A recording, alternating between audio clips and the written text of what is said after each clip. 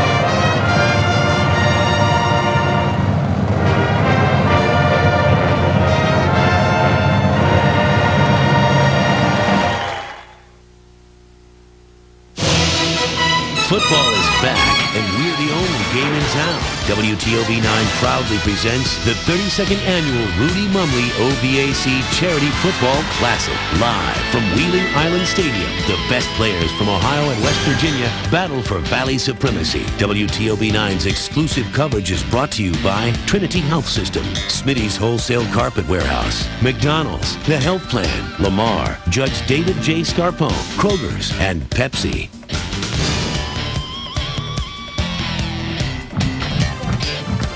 And you are looking live at Wheeling Island Stadium in Wheeling, West Virginia, site of tonight's OVAC All-Star Football Classic. The Stars of West Virginia and the Stars of Ohio hitting the field live tonight on WTOV9. I'm Don Sloan alongside my partner Ryan Recker, who will be calling the play-by-play tonight. And Ryan, this is always one of the highlights of the summer here in the Ohio Valley. It really is, Donnie, and it kicks off the football season, really gets your blood flowing. If you're a football fan like the two of us, this really gets things kick-started for the upcoming football season. But of course, all these guys playing tonight, an honor for them. This their final football game here in the Ohio Valley, and shortly a lot of them will be reporting to college football camps. And high school football players in the Valley really grow up dreaming of wanting to play in this football game. They get their chance tonight. Ohio and West Virginia go at it. Ohio coached by Martin's Ferry's Dave Bruney. Tom Taylor of Oak Glen, he is the head coach for West Virginia. And West Virginia, they always come in as an underdog. And once again, they will do so tonight against the Stars from Ohio. Time to take a break. When we come back, we'll introduce you to the guys that will be hitting the field tonight in the OVAC All-Star Football Classic. And we are back live at Wheeling Island Stadium as we are in pregame coverage for tonight's live broadcast of the OVAC All-Star Football Game. Ohio coached by Martin's Ferry's Dave Bruney, and West Virginia coached by Tom Taylor of Oak Glen. It will be interesting to see what the two teams do on offense. You can expect West Virginia to run the football, while the Buckeyes, they plan on throwing it behind their quarterback, Justin Schaffer. The Ohio offense will feature Union local quarterback Justin Schaffer. The strong-arm Schaffer can air it out. He can also tuck it down and run with it at any time.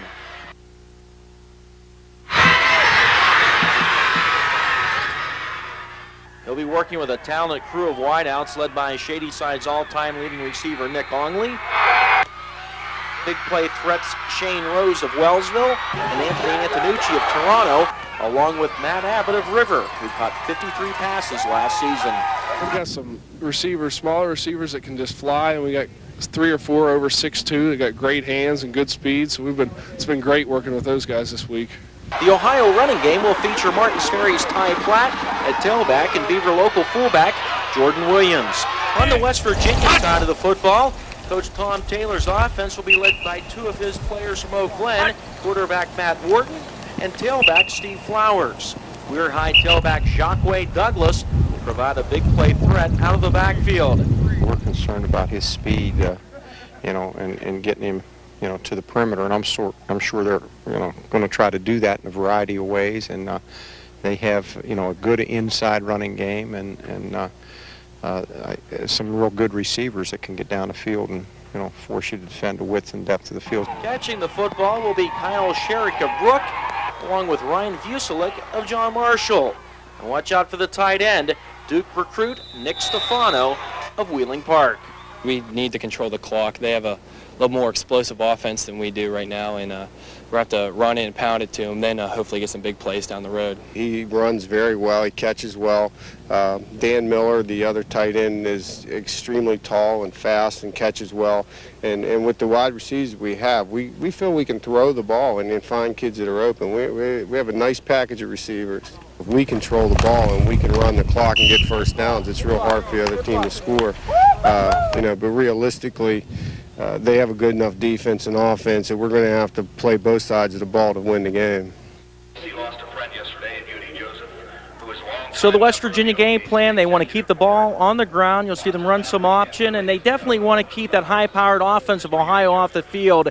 Controlling the clock, possession of the football, that's something that West Virginia is looking to. Ohio, very explosive with their offense, and they're going to look to do that tonight, looking to really keep things going offensively with that passing game led by Justin Schaffer. If we can now, let's take a look at the players on the Ohio All-Star roster.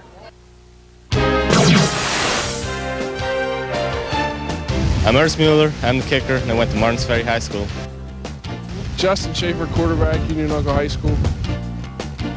Mike Mamone, defensive back, Martins Ferry High School. Nick Ongley, wide receiver, the Shadyside High School. Brian Pruitt, safety quarterback, Steubenville High School. Ben Stemkowski, defensive back, Bridgeport High School. Tyler Duvall, inside linebacker, tailback, Shandell High School. Anthony Antonucci, wide receiver, representing Toronto High School. Matt Abbott, wide receiver, defensive back, River High School. Todd Platt, running back, Martins Ferry High School. Chris Green, outside linebacker, East Liverpool. Steve Potterjack, outside linebacker, Edison High School. Jordan Williams, best looking one of the Williams twins. I play middle linebacker and fullback, representing Coach Wright and the Beaver Local Beavers. Joey Marciano, quarterback, outside linebacker, Buckeye Trail High School. Aaron Bane, fullback linebacker, Indian Creek High School. Chris Wilson, running back, outside backer, I'm representing Monroe Central High School. Mike Ferlini, inside linebacker, Shadyside High School. Ryan Miller, offensive guard, Steubenville Catholic Central. Travis DeZordo, center, defensive tackle, representing the Wildcats of Edison High School. Chris Carroll, defensive end, River High School. Michael Edwards, offensive guard, Martins Ferry High School. Chris Fankhauser, offensive tackle from Edison High School. Jared Williams, the better looking and tougher Williams brother, defensive tackle, representing Coach Wright and the Beavers of Beaver Local.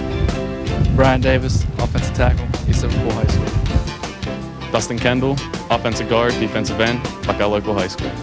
Michael Price, defensive tackle, Cambridge High School. Mike Van Vollenberg, offensive guard, Steubenville High School. Clay Boston, defensive end, Blair High School. Chad Barker, tight end, representing Barnesville High School. Joey Crum, wide receiver, safety, representing Belleville High School. Shane Rose, wide receiver, defensive back, Wellsville High School. Dan Cisnevich, tight end, defensive tackle, representing Coach Thayer in East Liverpool. Logan Mel, outside linebacker, St. Clair's High School. And you've met the Ohio players. I'm joined in the booth tonight by Bud Beallsville, who will be with us all season long. He once coached in this game, Coach. We'll talk about that in a little bit. The team he once coached, the West Virginia All-Stars. Let's meet the 2003 edition.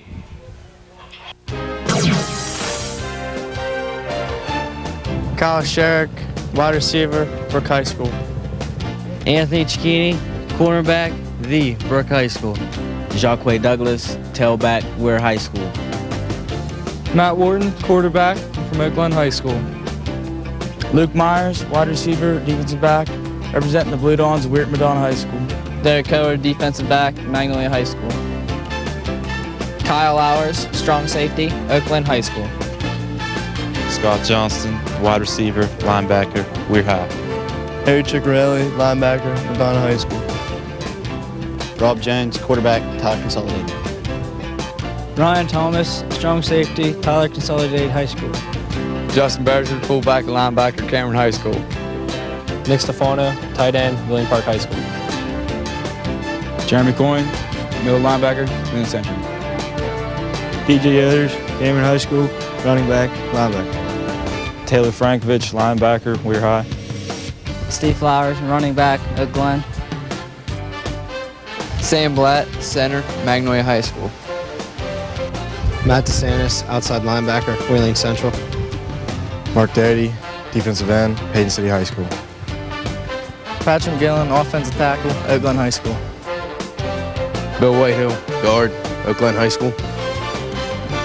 Paul Duffy, guard, defensive end, Madonna High School. Frank Rocchio, defensive end, Brooke High School. Tucson Hill, offensive tackle, defensive tackle, Winsley. Bruce Fowler, defensive end, Wheeling Central. Steve Skrapek, offensive tackle, Wheeling Central. Luke Krasinski, defensive tackle, John Marshall High School. Kevin Scott, offensive guard, Wheeling Park High School. Ryan Bueslick, receiver, John Marshall. Josh Cusick, kicker, Brooke High School.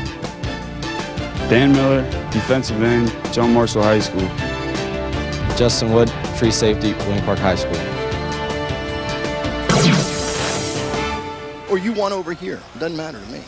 And there you have the West Virginia lineup. We are ready to kick off the 32nd annual OVAC All-Star Classic. Josh Cusick booting it down, and at the 12-yard line is Tyrone Platt of Martins Ferry across the 25.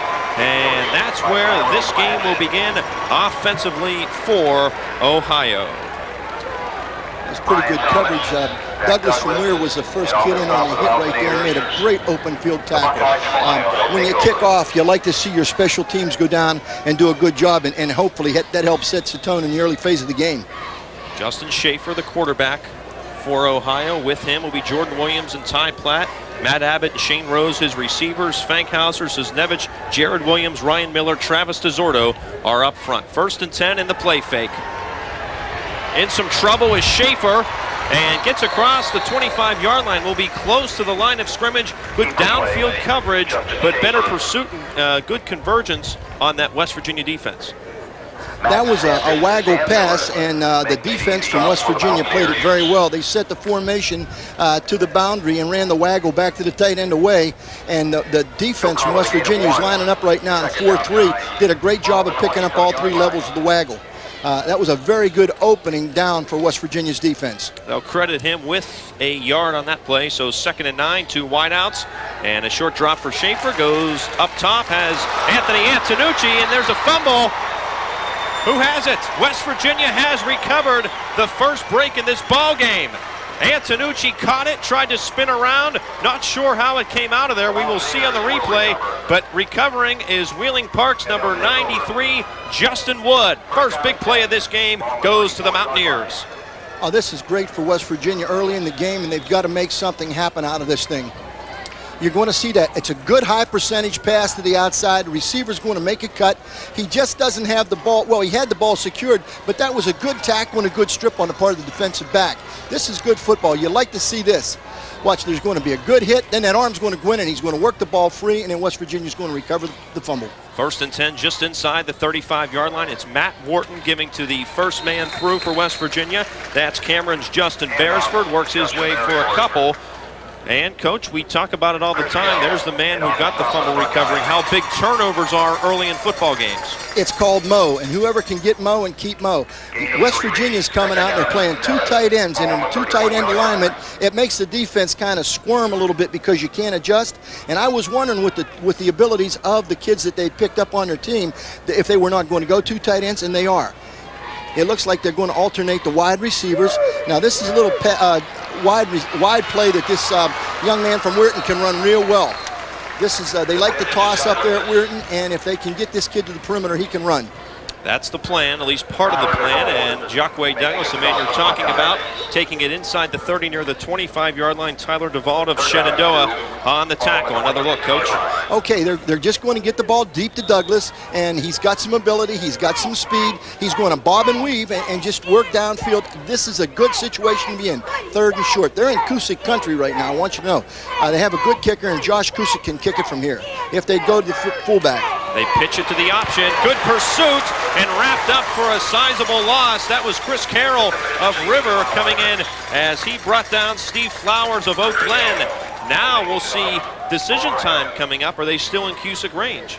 Now that extra yardage off kind of hurts them. I mean, and now this is going to be the option. They're going to fake the veer inside. Now that's a mechanical problem on the quarterback's fault by not going down inside, and that's good defense on the part of Ohio. So there's the breakdown was partially on both parts. You know, the quarterback's got to go downhill when he's going to run that option.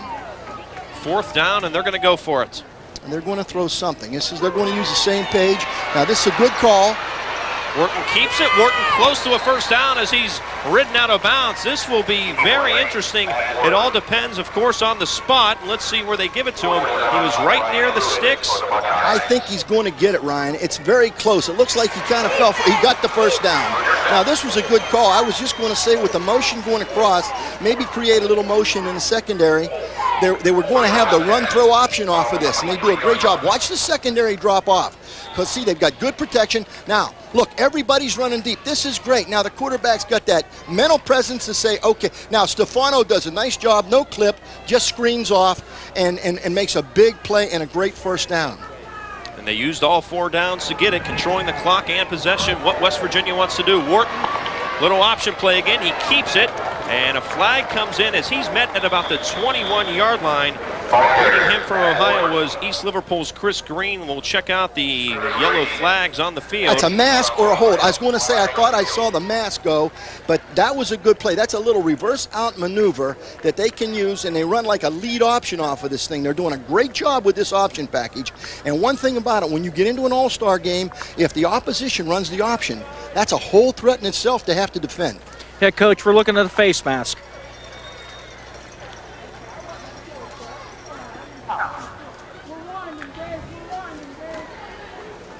There you see the face mask infraction. Here's another look, Coach. Here's the spin option. You'll see the fullback out in front. Good job up front. Now the quarterback says, hey, I'm going to keep the ball, and then here's where the infraction's going to occur.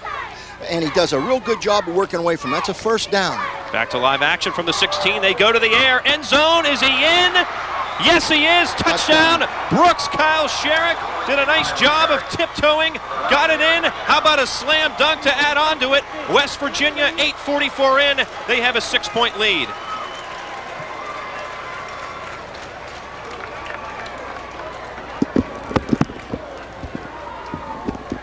So they convert on the turnover. West Virginia runs it. Their first pass of the game is good for a touchdown.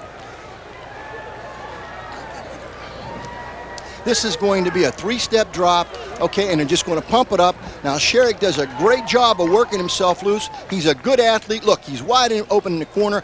Great presence, but he made a mistake. He cost his team an infraction on that after-the-play type activity, and, you know, it's a team game. He without a bound. Scherich credited with the first touchdown of the 32nd annual OVAC Rudy Mumley All-Star Charity Classic. And now Cusick will be tested. This will be a 35-yard attempt for an extra point. It's got plenty of leg into it. And Cusick feeling some emotion from the early going here. Puts that extra point through. It's 7-0 West Virginia. They have the early lead on the Smitty's Carpet scoreboard. We're back with more live action after this. There's Kyle Scherich of West Virginia, a Brooke graduate.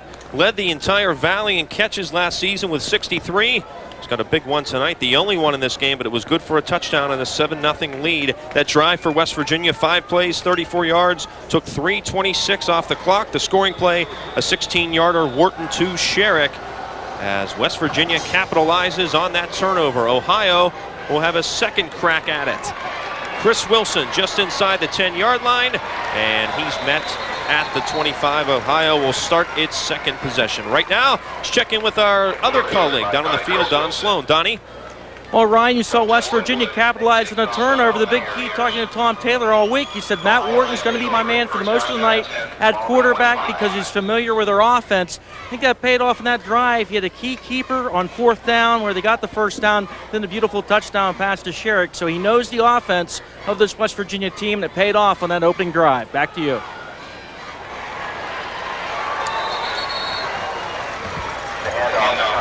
And that was Ty Platt on the carry. A little bit past the line of scrimmage. We'll bring up a second down and long on the tackle right there.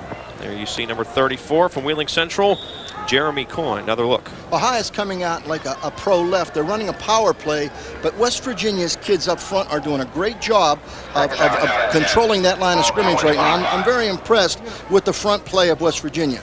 Now, West Virginia's kicked to a 50 defense versus offset I of Ohio.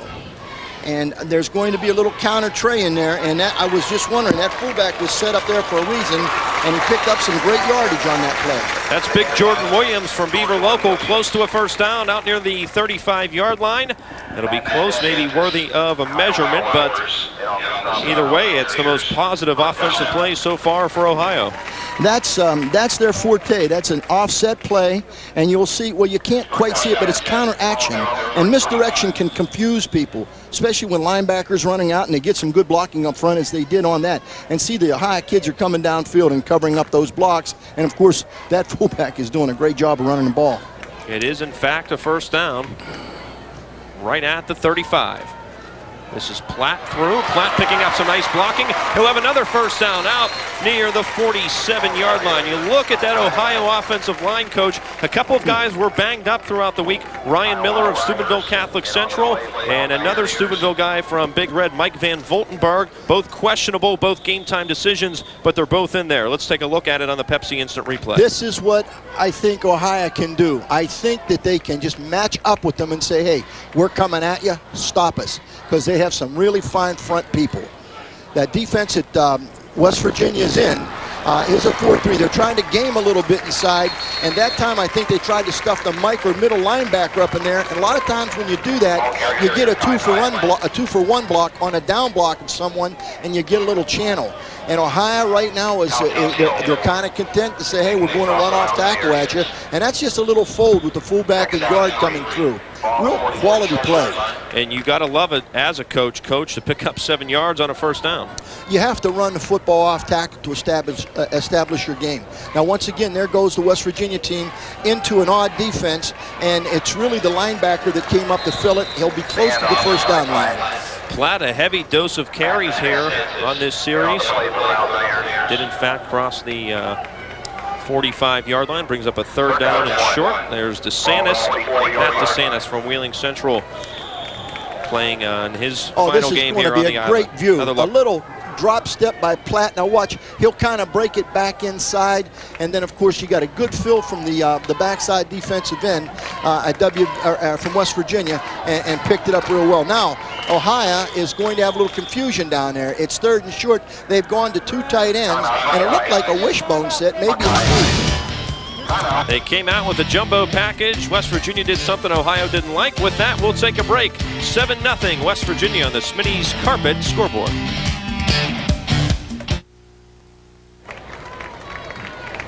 Back on the island following an Ohio timeout. They had too many men on the field, so they called timeout, regroup. Now they have it back, a 3rd and 1. And a full house. They give it to Platt. He's got the first down. And Tyrone Platt across the 40 to about the 39-yard line. So they worked out their kink, worked out their problems, and they got a fresh set of downs. And they ran off tackle. Now exactly what we saw before the break there. They went with 2 tight ends, and all they did was ran the same play, the power play, only out of the wishbone set. What they did, they condensed it. What I told you, it restricts the defense, and then they got 3 backs, and the extra back that would have been the wideout was an extra blocker inside. Now they're back to their slot eye. Schaffer with 2 wideouts to this side, rolls to the other side. Schaffer will tuck it in and keep it, trying to turn the corner, takes on a defender as he can do, and he should have enough for another first down. Took a page from West Virginia. Same play that West Virginia got the big first down on, and they just ran this thing away from the formation and into the tight end area. Now, if you watch, the tight end just cleared people out. Now, they've been a slot right now. You'll see the fullback. The fullback will be into the flat, and then there's a guard leading outside, and of course the quarterback is going to break contain on Rockio, and he keeps running from the boundary, which is a wise back to do that. And then look, he'll take the cushion and fall out of bounds and get that extra yard. He did not pick up the first down, so it's 2nd and 1 just outside the 30. There you see the wishbone look again for Ohio. And that same looking play, Platt runs into one of his blockers, but still has enough for another Ohio first down. 5:20 and counting to play here in the first quarter. Ohio trailing 7-0, but on the move, looking to, if nothing else, get a field goal and get on the scoreboard. That was Platt. He bounced off of a blocker and still was man enough to get the yardage for the first down. That was him doing the job. Our time sponsored tonight by Trinity. There you see it in the left-hand corner of your screen. You saw Platt coming off the field. Now they go to a single setback, and it's Jordan Williams of Beaver Local. Second carry for him as Ohio continues to go to that running game. They seem content with it, and why not when you're ripping off 4 or 5 yards a carry? Kind of threw West Virginia off that time because they went with a one-back set, and they left the fullback alone in the backfield. Now on that Pepsi replay, you can see the trap and the defensive tackle from West Virginia come upfield, and that's a dream for a guard. All you have to do is just shield him, as they did, and then of course he picked up about 5, put him 2nd and 5. This is good field position. Again, they're in the pro eye. That's Bane and Platt, and it's Platt once again across the 20. He will be shy of the first down by about 2 yards. And of course, Ty Platt, the workhorse for that man, Dave Bruney, all season long at Martins Ferry. In his senior season, Platt had over 1,200 yards rushing, and 15 touchdowns. And guys, you might want to check out some of these matchups. You've got some pretty tall receivers for Ohio against some smaller defensive backs for West Virginia as things go on. Last play, you got a 6'4" wideout being guarded by a 5'9" D-back from West Virginia. Here's Platt on the 3rd and short carry. This is going to be close. This is going to be close. Brought down on the play by West Virginia's number 21. That is Scott Johnston of Weir High as he tried to bounce it out. We will have the officials timeout, and the chains will come on the field. Coach Donnie Sloan talking about that as we take a look at the replay. Go ahead. One thing, they ran the power again. And, of course, Platt is used to an evening like this, carrying the ball as much as he does because he's done this for Coach Bruney forever. Now, on that particular play, his first rule is to cram it. Now, if he cuts it back inside where 77 was, he could have gotten the first down. His last rule was to bounce it, and, of course, he didn't pick up the necessary yardage. But he made it close. It looks like it's just about a little over a foot, maybe a 1.5 feet for a first down. And I would assume that Ohio is going to run for it because they've got the people that should be able to get that yard man or that 1.5 feet. So 4th and short from about the 18-yard line. What I wanted to touch on is we talk about these matchups and the size they have at receiver and the athleticism. They haven't used it yet, though, Ohio has. Ohio right now is using their size and strength against the West Virginia size and strength. And they're covering up a lot of the defenders on the front, and consequently they're happy. This is a Martins Ferry football. He wants to move the ball, and there's nothing wrong with it. Check their record. You don't argue with success, and they have the kind of people in the backfield that can get yardage. There we are, a real tight T again, and they're going to give it to the fullback this time, who I think is going to just about have it. He moved up a little bit. And let's see what the guy on the outside says on the spot. Indian Creek's Aaron Bane on the carry. They have a couple of nice kids in there that can run the ball, in short yardage situation. We have a down kid from West Virginia.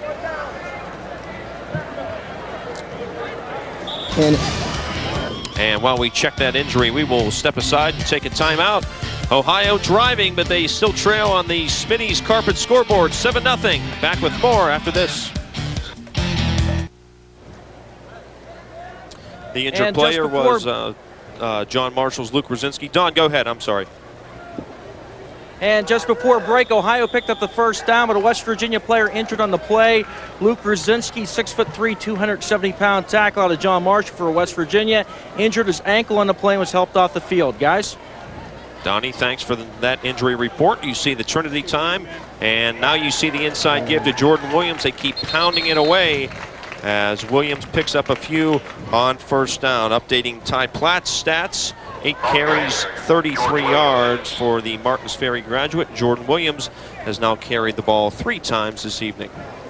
That particular play was on that handback trap that they're running so well, where they'll set the fullback to the weak side of the formation, fake to the pitch or tailback, and then of course just to hand the ball back behind a pulling lineman. That was a nicely run play.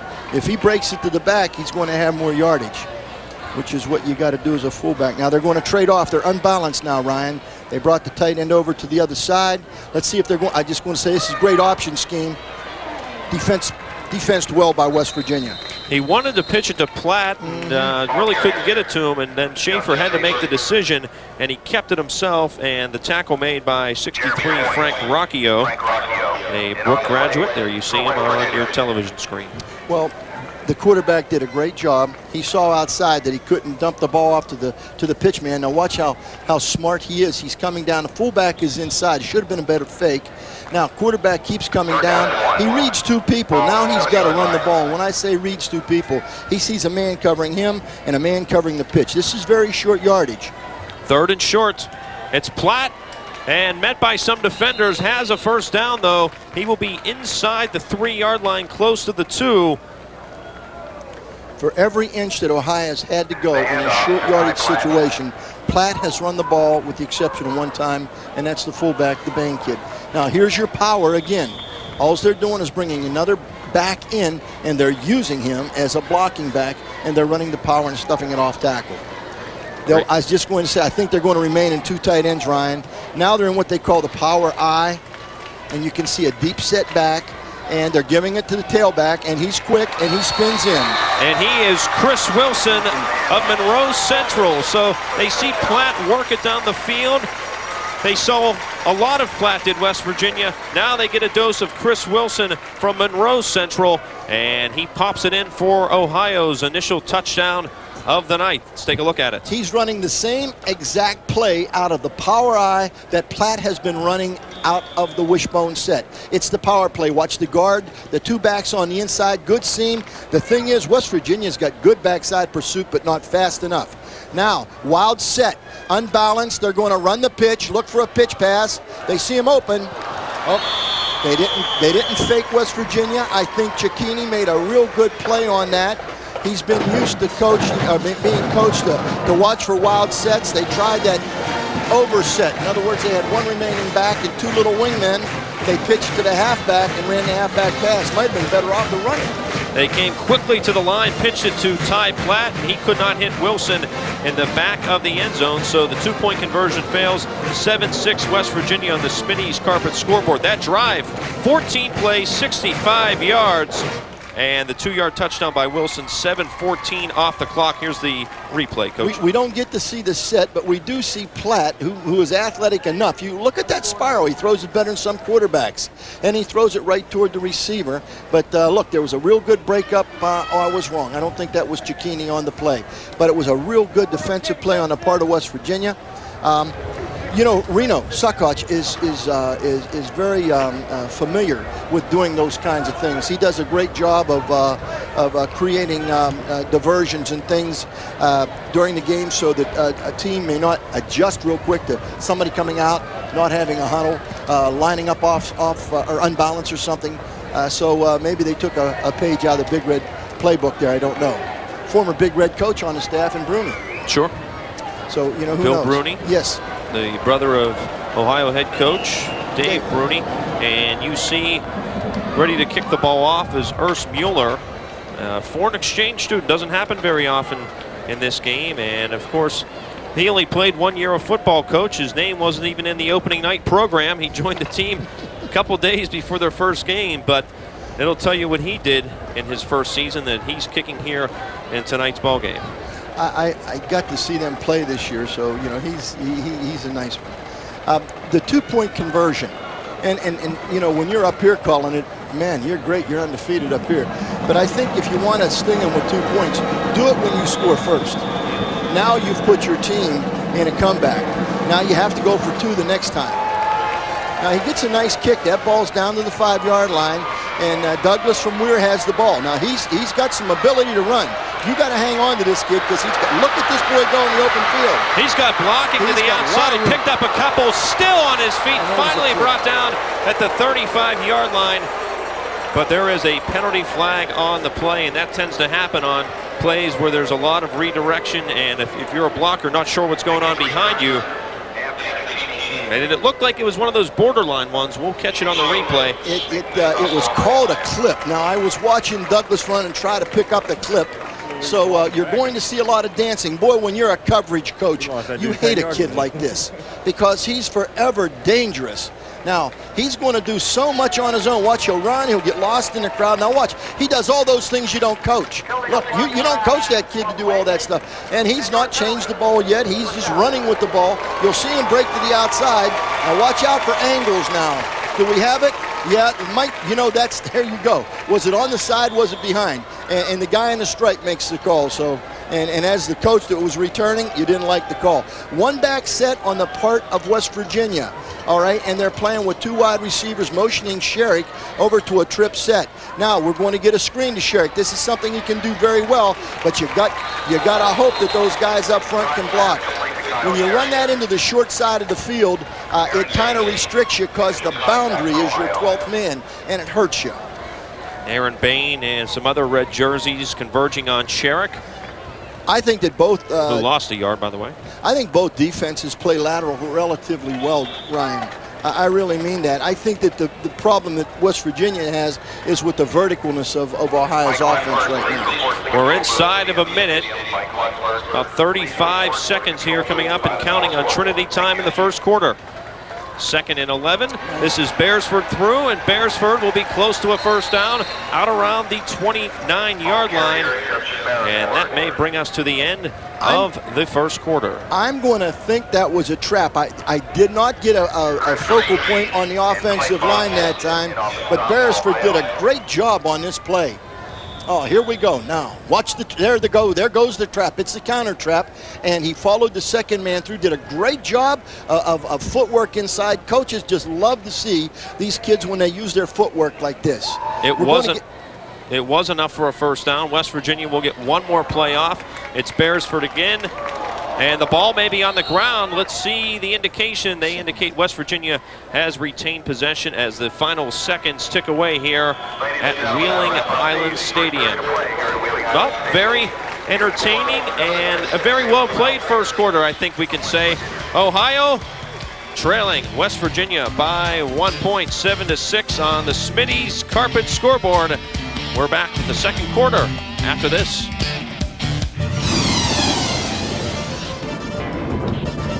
We're going to get straight to the warnings tonight. Take a look at the graphic here. We have a severe thunderstorm warning for Tuscarawas County until 8 o'clock. Severe thunderstorm warning for Carroll County till 8:15.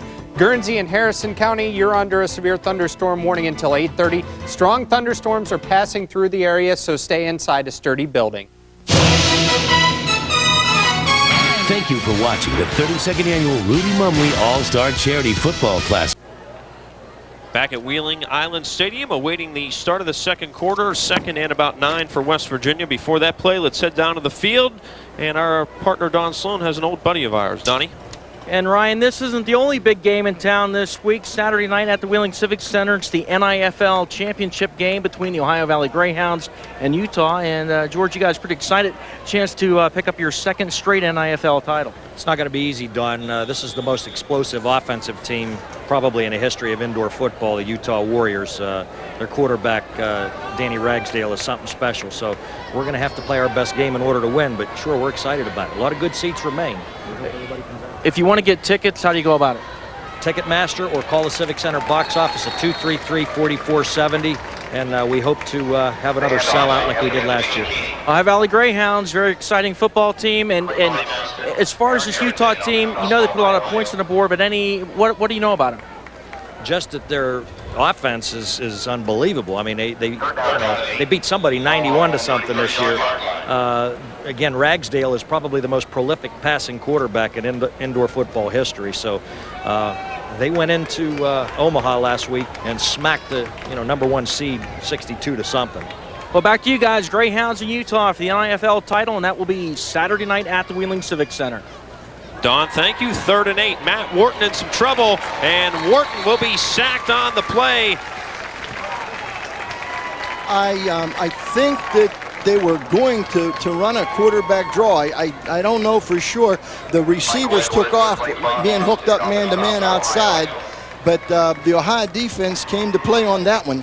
Now you'll see Wharton come off. Now he's going to fake. Now it looks like play fake. And then, of course, he brings it down. Now I don't think that was going to be a throw, Ryan, because he didn't have, he didn't take the time to scope the downfield. I could be wrong, but it looked more like a pre-designed play to run the draw. Now West Virginia, this hurts. West Virginia's got to burn a timeout early here in the second quarter because of a special teams problem. They didn't have a 12th man on the field. Matter of fact, they're making some changes right now. I don't know whether the Rosinski kid being off the field caused a personnel problem or not. A lot of times in an all-star game, you have kids that are assigned to so many things, and when someone goes down, often the backup doesn't, he's not heralded right away and knows what to do. So and while we have a moment here, folks, we want to let you know that our high school football game of the week schedule is set. And reminder to you that we are the only game in town this season, the only local television station to be broadcasting high school football games. And here you see the early part of our schedule. We kick things off on August 22nd, Shadyside in Toronto. The following week, 2 games, Beaver Local Carrollton, Wellsville, Steubenville Central. The following weekend, another double dip. Steubenville Big Red at this stadium will take on Wheeling Park. And on September 6th, Weir High travels to Oak Glen. West Virginia will punt the football away. It is Coyne from Wheeling Central punting it and gets a pretty good roll, but it's going to be picked up by Vince Stemkowski, and not a good decision to pick it up because he didn't have a firm hold on it to begin with, and then he loses 5 yards. So back to the 25, that's where Ohio will start. And Whitfield from Oak Glen was just kind of hanging out, waiting for him to do that, and then, of course, he made the stop. Yes, sir. As I said, that Whitfield from Oak Glen was waiting for him to make a mistake if he dropped the ball. That's dangerous. That gives a coach a rush. Both these teams are setting the boundary, or the formations to the boundary a great deal tonight. And when they're doing that, they're running the ball off tackle and up the middle. And that's just a fullback trap, which is a good play, good opener when you have backs such as Ohio has. And I believe that was Bane carrying the ball. Jordan Williams. Or Jordan Williams, I beg your pardon. And making the tackle for West Virginia was Toussaint Hill out of Lindsley. He's a big young man. I got to see him out of uniform. I got to see him out of uniform, and he's big. Now Ohio is going to split back, and West Virginia is doing a little sugaring. They are going to split. They were going to blitz. Schaffer, covered downfield are his receivers, and this is what he can do. Breaks free across the 40 and a first down. So West Virginia does its job, has the coverage downfield, and Schaffer breaks free and loose for the first down. And once again, back into the game was Luke Brzezinski of John Marshall. He's limping off the field again. We'll check that out in a second, but first the Pepsi instant replay. If there was going to be a sack, it would have been a coverage sack. The protection was good, but watch this young man roll. Now he's going to avoid one tackle here, and then as he progresses downfield, watch, he'll do something so that the defensive back can't get a piece of him. Now, again, here's the Ohio backfield, and they're running the power or the isolation play off tackle. And I believe that was Wilson from Monroe Central. We'll take another look at it on the Pepsi Instant Replay. Wilson, the Ohio touchdown tonight is credited to him. And here on first down, he picks up 9 yards. Ohio's running the power play to the tight end and to the split side. Quality offense, really quality offense. You got to love those kind of plays. Schaffer hasn't had to throw the football tonight. And Wilson again, but Wilson met in the backfield. Coming in for West Virginia, looked like Kyle Lowers of Oak Glen was the first man to put a hand on him, and then a couple of his teammates came to help him out, so that'll back Ohio up maybe a yard, and it'll bring up a 3rd and short. West Virginia did a great job of getting pad under pad on that last play, and it caused a hump at the offensive line of scrimmage. And a back like Wilson, you know, as quick as he is, he has to use his maneuverability to get through, whereas Platt may have been able to power his way through. Now Wilson's going to find a seam and get the first down, and he'll be pushed back, but he'll work up for enough yardage to get the first down. And one thing about Ohio, they're not kidding you. They're running power right. Anytime they want first down yardage, it's power right. The only other play they haven't run was the fullback play to Bane, and they needed about 12 inches to 18 inches, and they got the first down. But when they need that first down, Ryan, they're going off tackle with the power play. And early on, their workhorse was Ty Platt. Now it seems to be Christopher Wilson, and Wilson had a great season of his own right in 2002. Led Jay Circosta and the Seminoles with over 1,200 yards rushing, averaged 7.3 a carry. All Ohio first team Division V on offense, and on defense, he had 108 tackles. And here he is again carrying the football across the 40, and Wilson will be close to another first down for the Buckeyes. I wish you could draw this thing up with the old Madden pencil right here, because this is just a picture-perfect play. And if you can see this tailback get the ball handed deep and follow the blocks. Now watch what a great job Wilson does. He'll come down through. Now watch, weaving, bobbing, weaving. Watch, real good cut. Now working off and dragging, covered the ball up. That's good coaching. Coach Circosta, I commend you on that. Now here goes the same thing that West Virginia did to Ohio. They're going to try the fade on 2nd and short, but I think West Virginia was in too loose of a coverage. Ohio was bunched up that time when they threw the ball to Scherich, whereas West Virginia was playing loose, and that's a hard ball to throw. And they were throwing, Coach, to Mike Mamone, who before the game dislocated his pinky. So it's good to see him in action. They said there were 2 bones in his pinky that were dislocated, and there he was a target on the pass play from Ohio. So trying to get him involved. It looks like Mike Mamone is all right, but Christopher Wilson, boy, is he getting it done. Here he is again, Wilson. That is his 6th carry as he tries to go for the first down. Nobody accounted for the outside man on that particular play. And what it did, it put them in a precarious situation. Now they're going to run the power, and watch, nobody will account for the outside player. And both the guard and the fullback tried to kick the man on the line of scrimmage. Now they're not kidding anybody. They've got 2 big mules in there for lead blockers, and let's see if they're going to give it to Wilson. Yes, they are. And he's going to get it, but nobody is accounting for number 20, which is Kyle Lowers coming off the wing. They're bringing that outside backer, and somebody's got to count for that kid. That's what happened to him. Now they're going to get. They should have the first down, or my sight's getting worse, Ryan. They will officially measure it. It does appear from first glimpse that they will have it as we take a look at it on the Pepsi Instant Replay. Wilson now 7 carries, over 25 yards, and a touchdown for Ohio this evening. Second quarter, 6:43 left. Yeah, it looks like they've got it. And they've got it. They sure do. They have the first down. And guys, the offensive line for Ohio doing a nice job. And a couple of guys are nicked up during the week. Mike Van Boltenberg out of Big Red with a knee injury. And Ryan Miller out of Steubenville Catholic Central. Both of those guys are in there, and they've both been playing very well so far tonight. And that was a concern coming in, was the health of those 2 players. And looks like so far so good. Well, they've got Platt back in the backfield again right now, and they don't lose too much. Oh, I was wondering. Now they just dumped that ball. Looks like we're going to get an outside. I think an outside blocker coming in might get caught for a clip. I don't know what. I saw the flag where there was an Ohio blocker, so I don't know if we're going to have that called back or not. Great play. Real good touch to the tight end. That's Big Dan Sosnevich from East Liverpool High School, and the hold on Ohio will negate that pickup.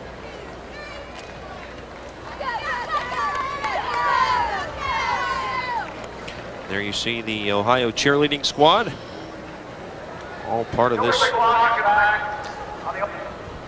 I told you. Yeah, that was behind the back block on the part of the wide receiver. He was out of that, and the tight end was doing a great job of working himself downfield. A lot of times, you know, and you've got to credit the kids because they're giving you effort, but a lot of times they don't end up with that front block the way you want them. So it's going to be 1st and 11 for Ohio, you know, on the West Virginia 40. Now we've got the tight end to the wide side of the field. Again, Platt deep. This is Schaffer. He'll keep it.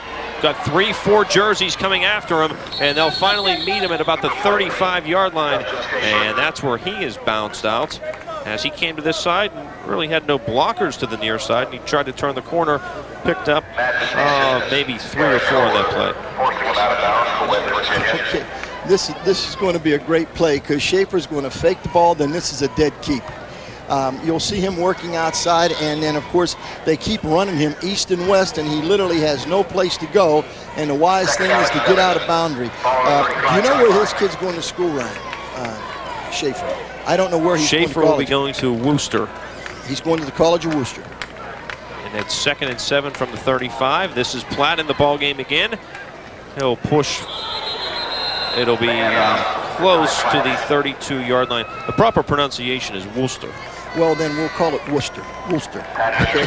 But it's up in Ohio, and it's a fine school. I know their head football coach. But what I was just going to mention, if I was the head football coach of Worcester and that was my quarterback, I would want to make sure that Coach Bruney doesn't run that play too much to me, okay? We want him for the next season. Now, they've got Big Rosinski jogging back and forth on the sideline over there, and I'm hoping that Luke can come back. We'll keep an eye on him. In the meantime, it's 3rd and 3.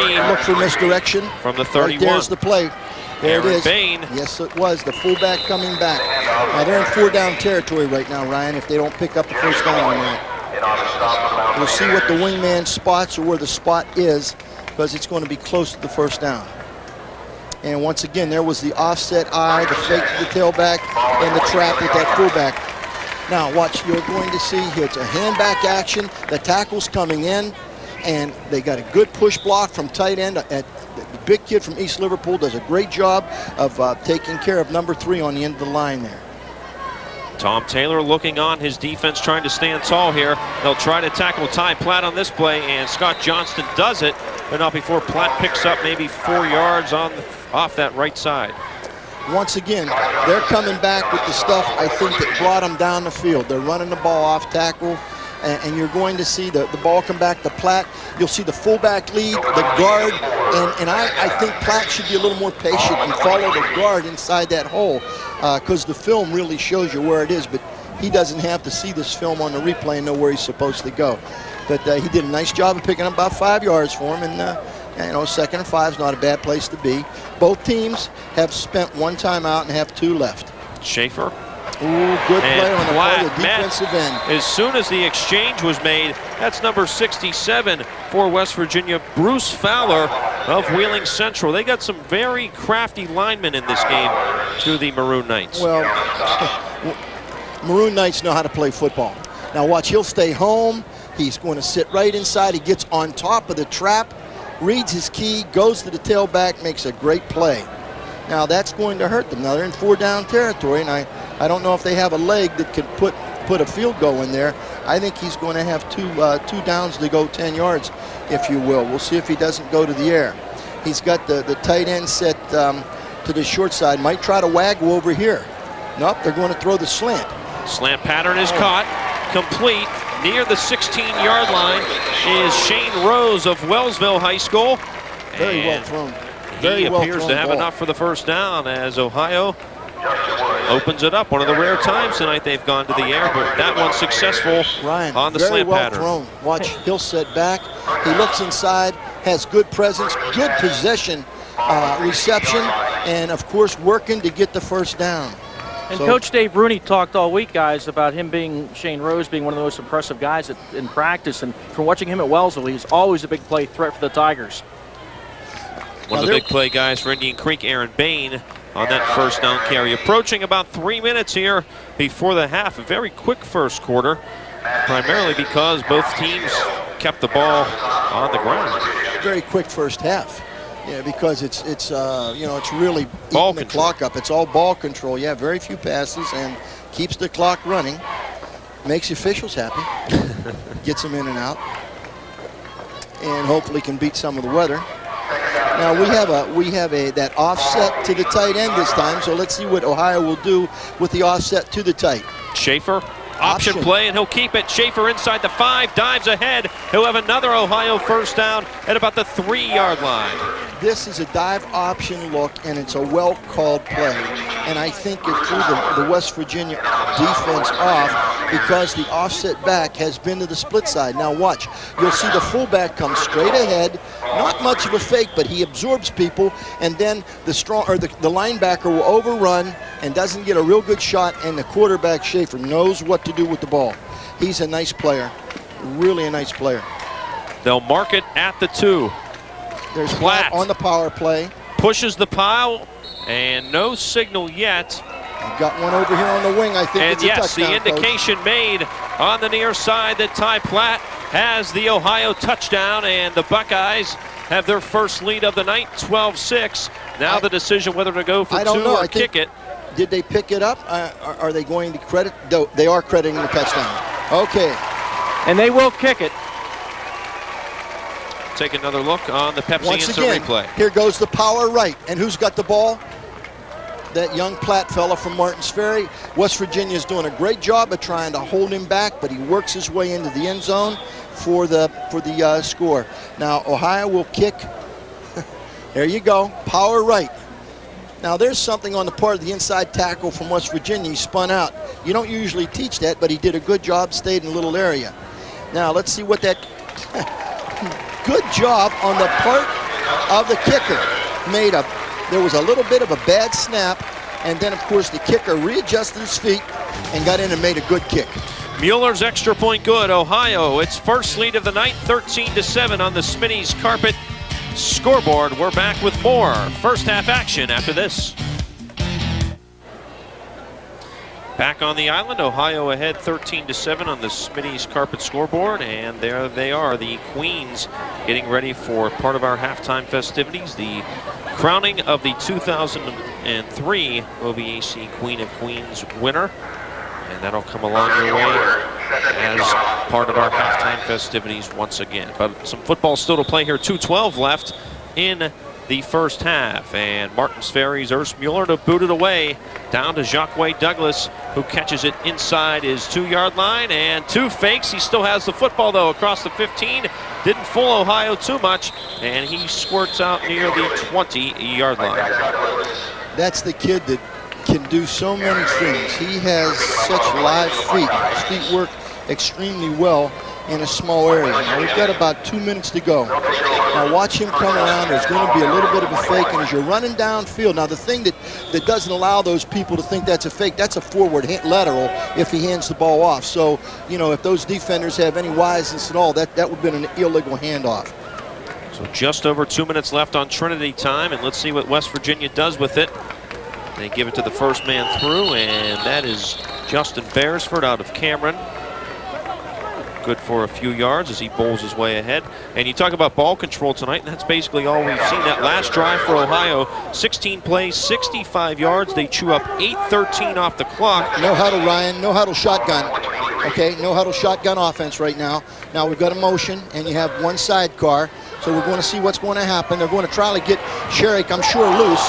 Wharton flushed and nearly threw it right into the hands of Jordan Williams as he tried to get rid of it in hot pursuit along that sideline, but West Virginia has a 2-minute offense, evidently, and we're in the 2-minute period, and I was kind of anxious to see what was going to happen.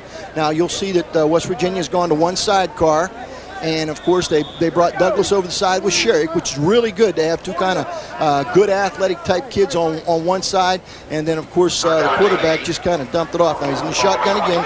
Let's see if we get motion again to one side or the other. Wharton on a 3rd and 8 from his 23. Straight drop back. Might be a screen. Trying to set up the screen. He's in trouble, but he gets rid of it. But Beresford can't hang on to it. in there. Disrupting the play was Chris Carroll of River initially, spun Wharton around, and that's what caused the problem, and then he tried to dump it off, but Beresford couldn't handle it. I think Boston's going to have be a big factor in this play also. You'll see what's going to happen. 2 side guards remaining on this set really doesn't, it tips the defense off that they're going to try to look for something, and the quarterback, you know, he's in trouble. The fullback, he's trying to look what, you know, am I going to have to block or what's going to happen here? So what happened? They played into Ohio's part right now. And here's Jeremy Coyne. Pretty decent punt. Takes an Ohio bounce. Initially an Ohio bounce, and it bounces back to about the 47-yard line. But Ohio, good field position with 1:13 left on Trinity time here in the first quarter, or first half, excuse me. As you see the score there on the Smitty's carpet scoreboard. So Schaffer and Ohio just about half of a field to play with. And a lot of these receivers we talked about in the early going, Nat Abbott out of River, and Antonucci and Shane Rose and Nick Ongley, maybe now is the time where we will see them. But right now there are 2 wideouts and 2 setbacks for Schaffer, who will go under center. Well, we're going to kind of see what's going to happen, whether they're going to use, well, they've got a back coming out of the backfield, and smart play. Okay, I was waiting for the official over here. That's just a simple out route. This is good. They're going to throw the out route. It took almost no time off the clock, stops the clock. It allows you to regroup your team. It's high percentage stuff. Now, you got to watch for this defensive back, because if he hangs right, he may be able to pick one off and take it to the bank. He nearly jumped this one. Yes, I know that. Good throw. Watch how close the coverage is.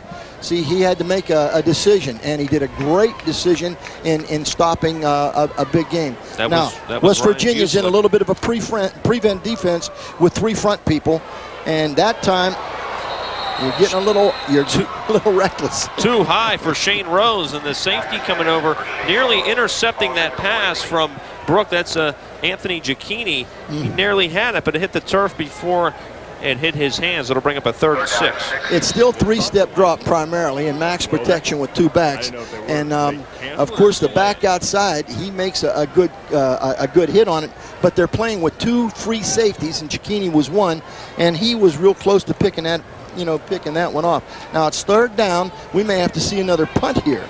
You know, a lot of times, when you're using the clock, you're not using it wisely, and they're really playing a lineup of middle screen. They did that slip screen to Shane Rose, and it went nowhere. Whistles blowing.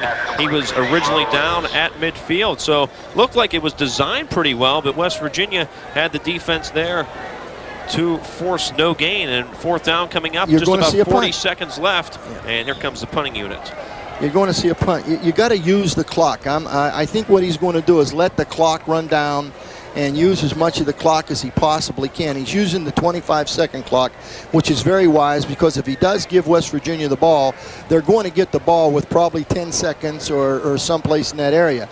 The thing that I didn't, of course, I'm a heck of a coach up here, but the call that I think would have been better is to try to bring the ball to the boundary rather than take it in the middle. 1, you use up clock time, and 2, there's more defense in the middle than there is to the width.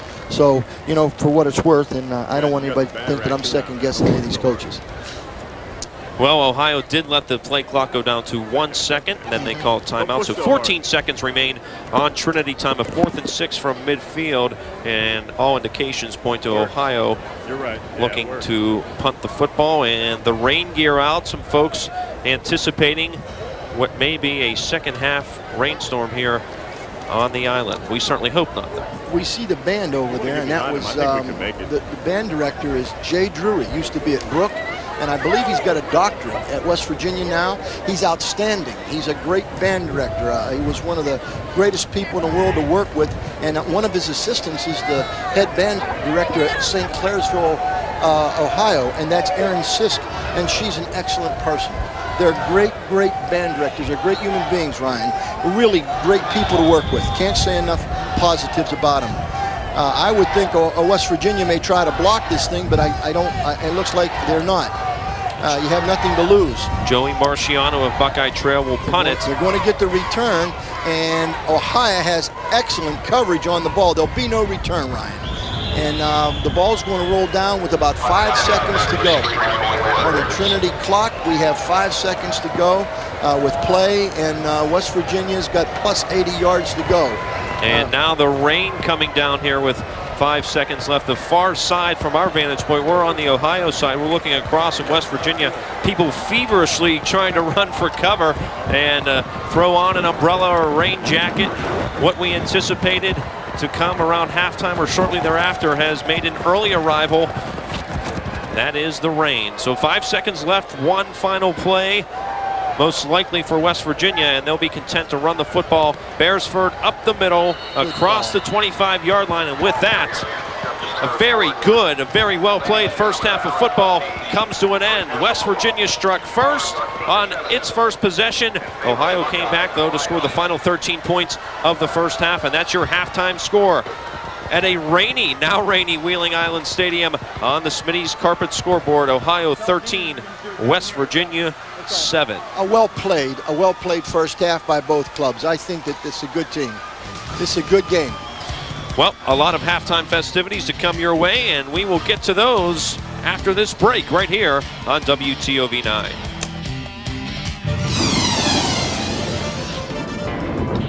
Fortunately, on the latest scan of Super Doppler 9000 Storm Tracker 9 radar, the thunderstorms do seem to be weakening, but we do still have a severe thunderstorm warning for Guernsey County and Harrison County until 8:30 tonight, for Belmont and Jefferson County until 9 o'clock. Keep it tuned to News 9 for all the latest weather updates.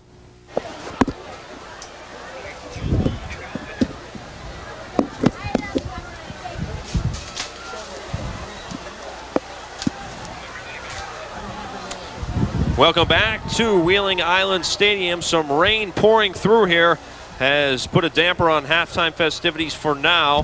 The band has been directed to stand underneath the stands right now to stay dry until the weather clears, and then we will go from there as a gusty storm blowing through here at halftime of the 32nd annual OVAC All-Star Classic. And certainly for precautionary reasons, they will keep the band off the field, worried about lightning, which we have not seen any of lightning as of yet, which, of course, is a positive sign. But first half, Coach, West Virginia taking control in the early going, getting that initial turnover. They get it right off the bat, something very important you want to do in these games. And then they get in for the touchdown. We'll talk more about the first half in a bit, but right now down to the field and the other member of our broadcast team, Don Sloan. Donnie? And thanks a lot, Ryan. And it's time for one of the highlights of the OVAC All-Star football game, and it is the announcement of the Queen of Queens winners for tonight.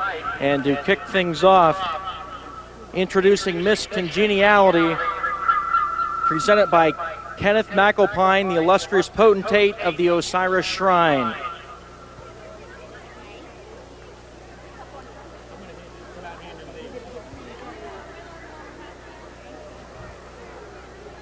Hold on to these so you can read them without. You going to read them? Yeah. You want me to read them? I'll hold them so they don't blow away. And Miss Congeniality from Brooke High School is Zia Williams. Zia McWilliams. Dad, let me hand these to you because they're kind of hard to handle. Zia McWilliams of Brooke High School, Miss Congeniality, and congratulations.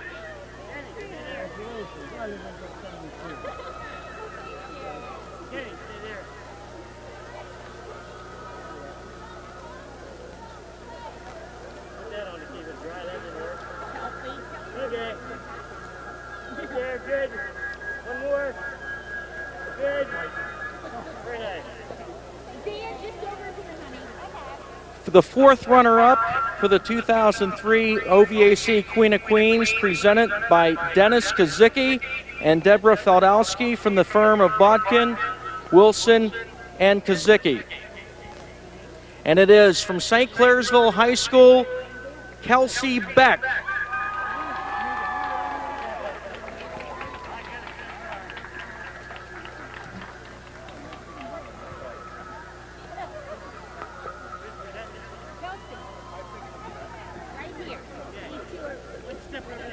Deb, one step over here.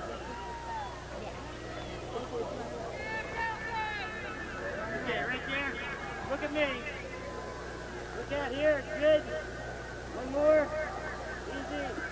And congratulations, Kelsey Beck, 4th runner-up.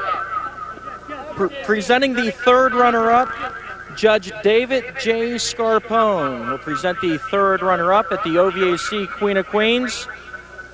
And the 3rd runner-up from Wheeling Park High School, Brittany Artemes.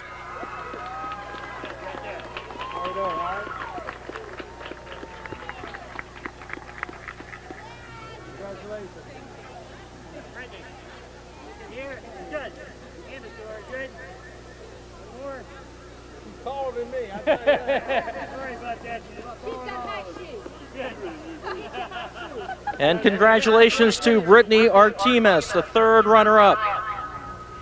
The 2nd runner-up will be presented by Dave Matthew of the Health Plan. And our 2nd runner-up tonight from the Lindsley School, Claire Cholak.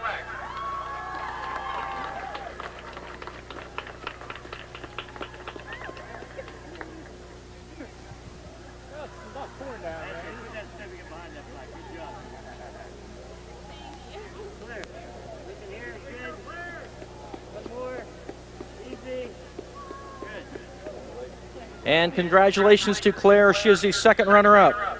The 1st runner-up, presented by Marty Spanner of Pepsi. And our 1st runner-up tonight, as we get the envelope, is Courtney Basich of Wheeling Central High School.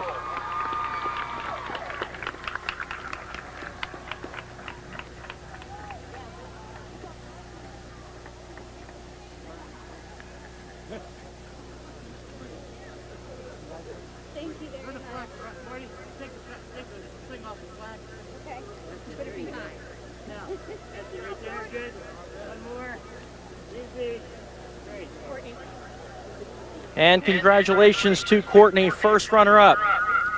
Now are we ready to find out who the 2003 OVAC Queen of Queen is? And it will be presented by Bernie Kaufman of Kaufman's of Wheeling. The envelope, please. The 2003 OVAC Queen of Queens from Bellaire High School, Mandy Baker.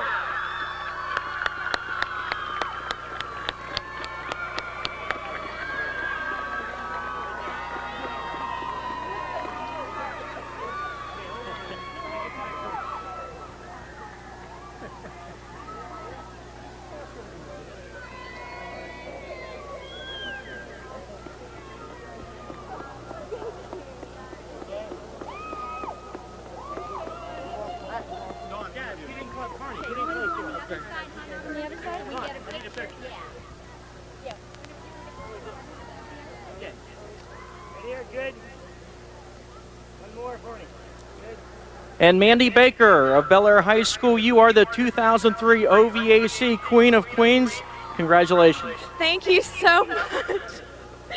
Thank you. I just want to thank all the girls for making this such an awesome experience. Thank you. Talking to football players all week, they've always dreamed since they were kids of playing in this ball game. Did you ever dream of this opportunity and winning this award? Oh, definitely. I've danced since I was little, and I've came to these pageants forever, and to be a part of it has been awesome. Congratulations. Here she is, your OVAC Queen of Queens from 2003. We'll be back with more coverage from the OVAC All-Star Football Game after this.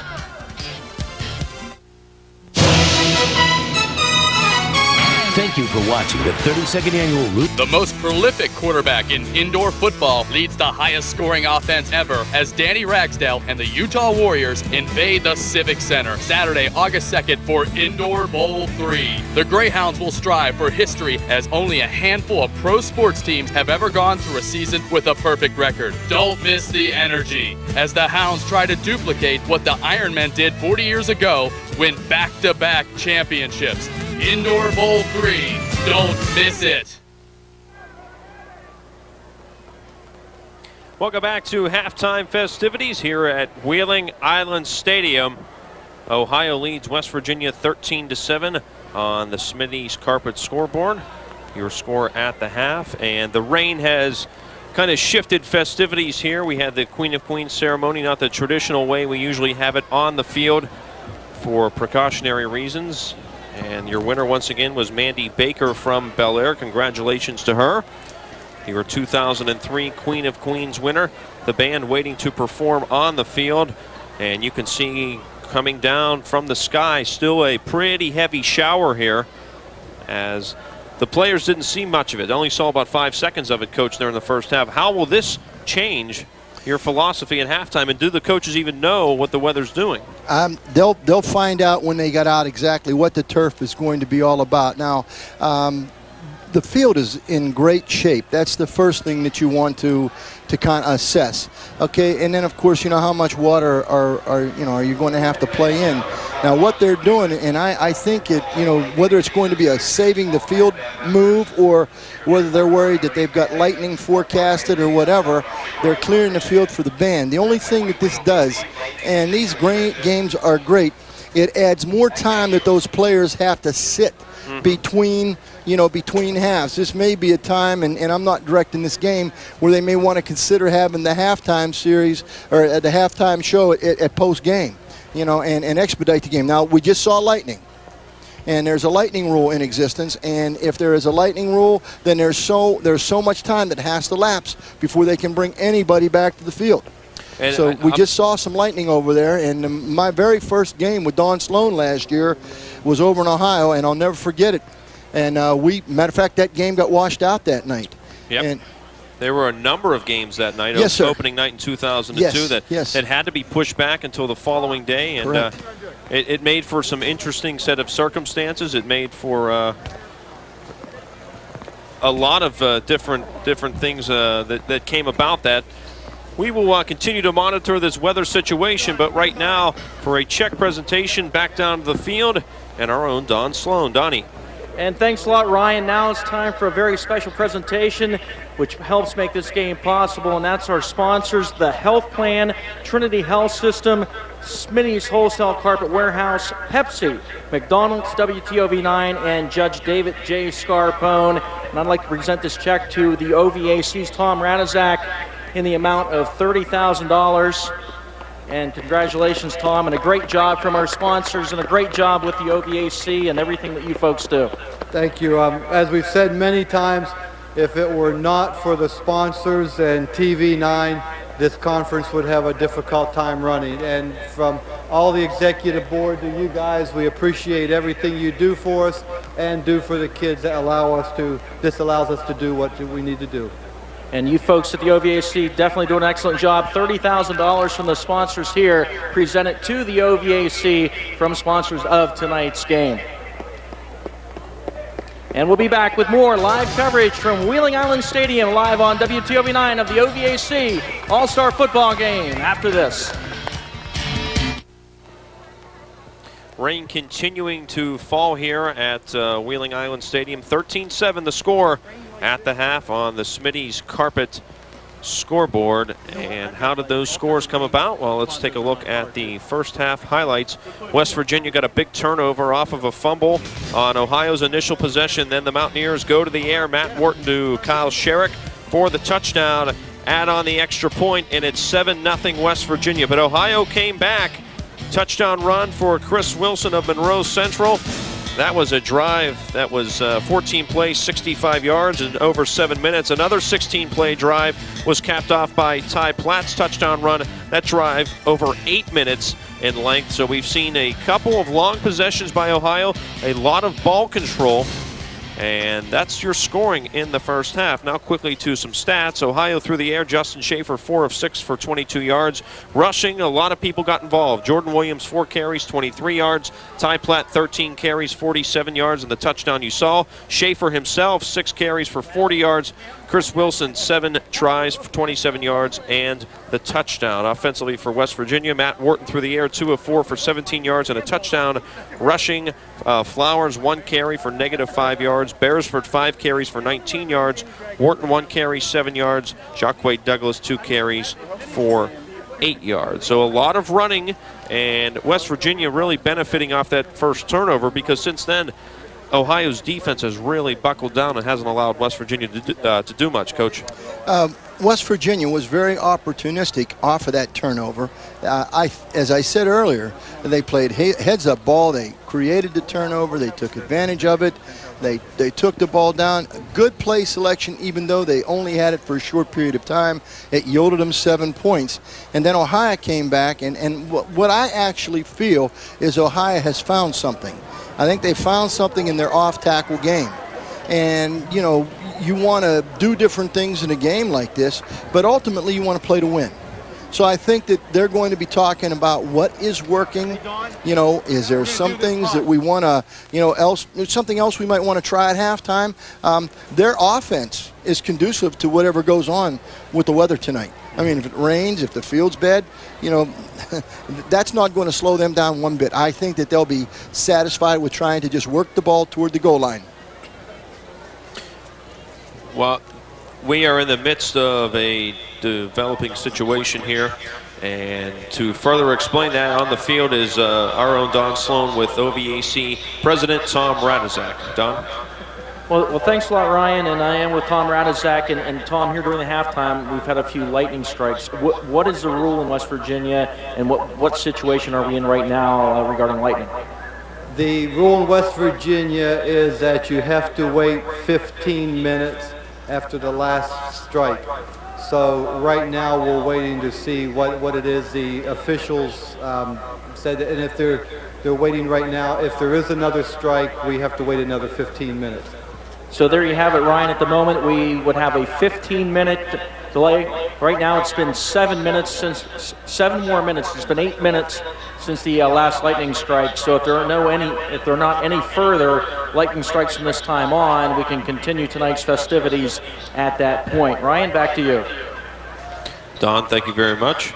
And you see our halftime score, 13-7, Ohio leading West Virginia. The band is still awaiting to perform on the field. The rain has tapered off just a little bit. The band, they do want to play, and they will play on as the rain pretty much stopping, but you could have seen it there, possibly saw it on the top left corner of your screen, more lightning coming through. So that more than likely was seen by an official, by Tom Radizak or somebody else on the OVAC board. And as what Tom Radizak explained to Don Sloan, that will add another 15-minute delay to this game right now. Coach, you got to go back to 1992 to talk about the biggest rain game. You remember that washout game of '92?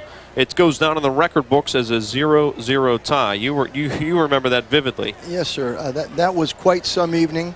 It was just a total washout. I think Greg Wise played for us, and he was in that, and he's a kid who loved to play and very disappointed because of the outcome of that. Well, while we have this time, we will once again bring to you our high school football game of the week broadcast schedule. The only game in town this year.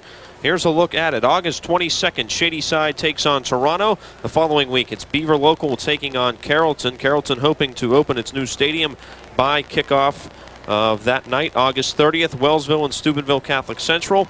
We come back on September 5th, Steubenville Big Red and Wheeling Park here at Wheeling Island Stadium. On September 6th, it's Weir High taking on Oak Glen. Martin's Ferry takes on Union Local on September 12th. The following day, we will see St. Clairsville take on Bellaire. On September 19th, John Marshall taking on Buckeye Local. September 26th, Brooke and Steubenville Big Red for the third time. And on October 3rd, Steubenville Catholic Central, Wheeling Central, always a good one. That game also here at Wheeling Island Stadium. October 5th, Harrison Central takes on Barnesville. Note the time of that one will be a morning broadcast. On October 10th, Edison and Indian Creek. The 17th of October, East Liverpool taking on Steubenville Big Red. October 18th, Brooke and Weir High. October 24th, a tremendous rivalry as it's rivalry weekend. Beallsville takes on Monroe Central. And then on the 25th, we wrap it up with Martin's Ferry and Bellaire. So there you have it, 16 games. And it's our 16th year of bringing you high school football broadcasts. And you know, speaking of you know, some of the games there of late, that Monroe Central and Beallsville. I was looking over the Ohio roster, And although Ohio has quality players, Monroe Central had an outstanding quarterback last year, and I was not aware he wasn't in the game. I know that he played in a Parkersburg All-Star game and did very well. Michael Joris you're alluding to. Great young man, and could do anything. Another game, Ryan, we were sitting on the West Virginia side, and I think it was in 1984, it was 83 or 84, when they had to call this thing off. A bolt of lightning hit a light post over there, and we were frightened. My wife was with me, I'll never forget it, and my son TJ was with me, and by the way, he's home watching the Yankees and the Red Sox tonight, and I'm a Yankee fan, and he's a Red Sox fan, so you know where my heart is. Well, anyway, we were sitting over there, and the game was a good game all night long, and then all of a sudden the lightning came out, and it struck, and of course, you know, they had to call the thing off. You know, in seasons like this anymore, we're not getting those little rains like we used to get. We're getting all-out storms, and you got to think of the safety of all the people here when we have a contest and all these people tonight.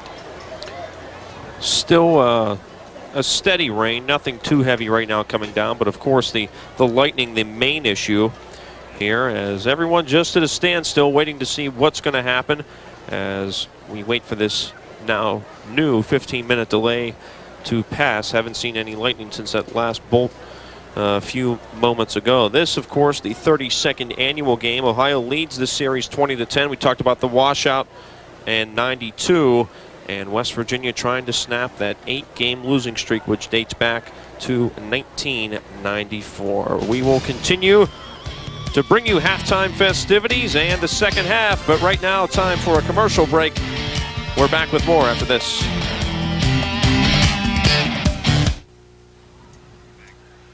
A large gasp from this crowd just about 5 or 10 seconds ago while we were in commercial break, as more lightning has been spotted off to our right here in the press box. And there you see some of the folks still waiting it out, taking cover any way they can. Earlier tonight we showed you the starting lineups, or excuse me, the entire rosters of both Ohio and West Virginia. And if you didn't have a chance to see it, now's the time. Here we take a look at the All-Stars from Ohio in tonight's game.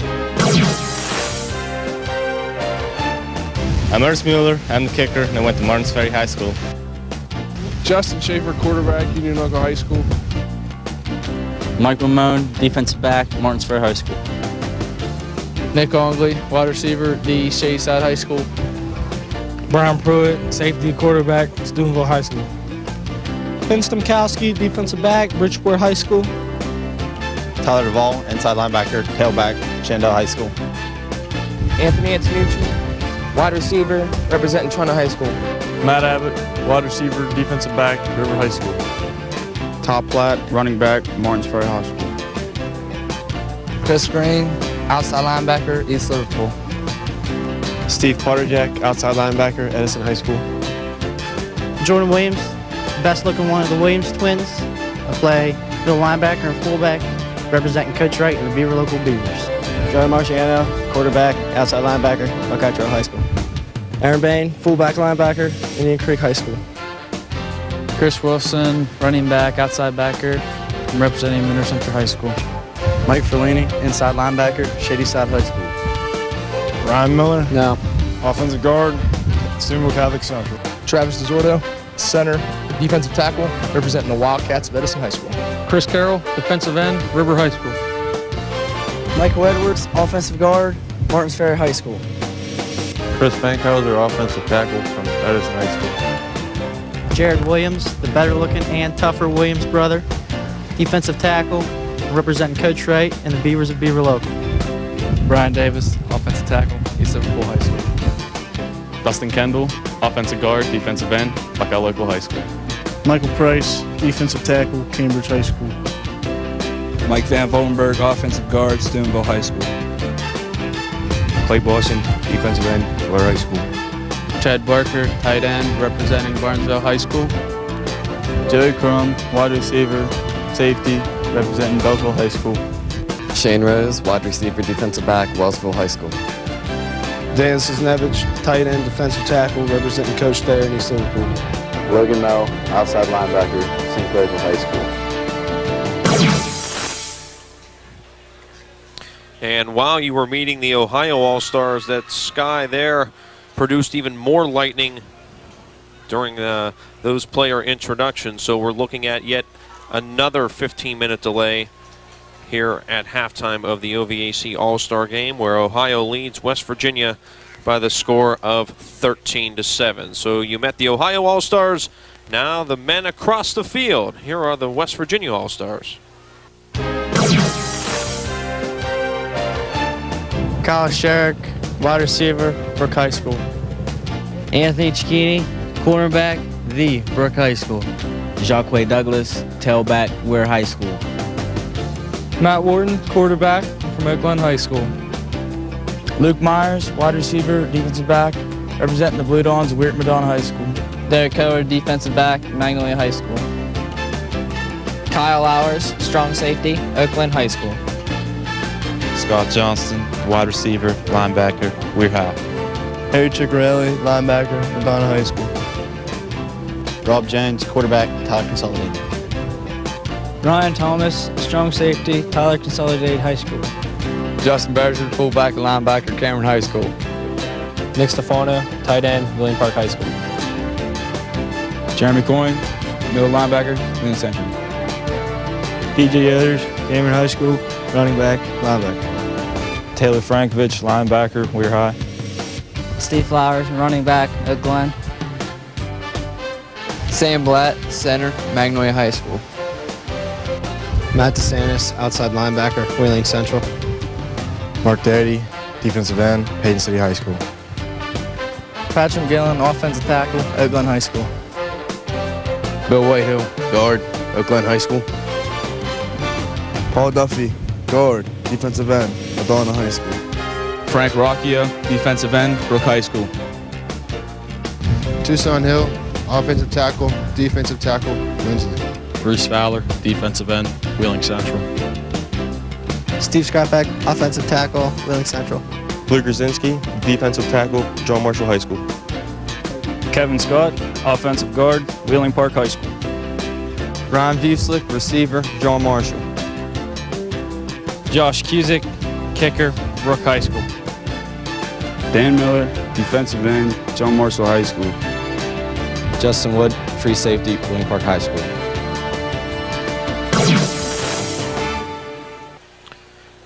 And would you believe even more lightning has been spotted here while we were introduced to the West Virginia All-Stars. We here can only speculate what will happen.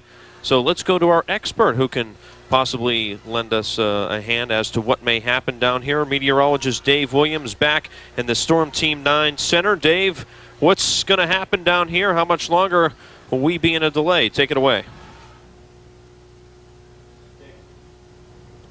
For the northern panhandle of West Virginia, also for western Pennsylvania, we are under a severe thunderstorm watch, and that's going to continue until 11 o'clock tonight. Here I have a graphic prepared that shows that. It shows the northern panhandle is under that severe thunderstorm watch until 11 o'clock tonight. Also, we do have a few remaining severe thunderstorm warnings. One of our severe thunderstorm warnings is out for Jefferson County and for Belmont County until 9 o'clock tonight. The other one right where the OVAC football game is being held this evening in Ohio County until 9 o'clock and Marshall County in West Virginia until 9 o'clock. And a concern in Columbiana County for flash flooding. There's a flash flood warning for Columbiana County until 11:30 tonight. If we could, let's go ahead and get a look at Super Doppler 9000 Storm Tracker 9 radar right now. And the bright reds and oranges that we saw earlier are starting to fade away, and that's a good sign as these storms push off to the east. I'm going to go ahead and do a little loop through the radar here to show you how the storms have been weakening as they push off to the south and the east. There you can see we had some strong thunderstorms pushing off to the east. Those have pretty much since faded away, and now we just have some heavy leftover rain, and that's what we're going to continue to see throughout the overnight hours is some rainfall, maybe a few embedded strikes of lightning or some thunder.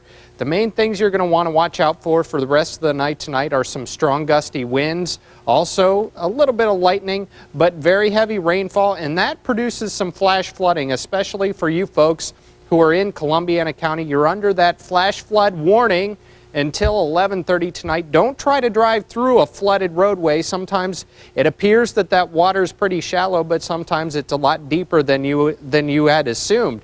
So don't drive through flooded roadways. Throughout the night tonight, it looks like the storms are going to be fading to just some scattered showers. So that's the big concern throughout the overnight tonight. I'll have a complete forecast coming up tonight at 11 o'clock.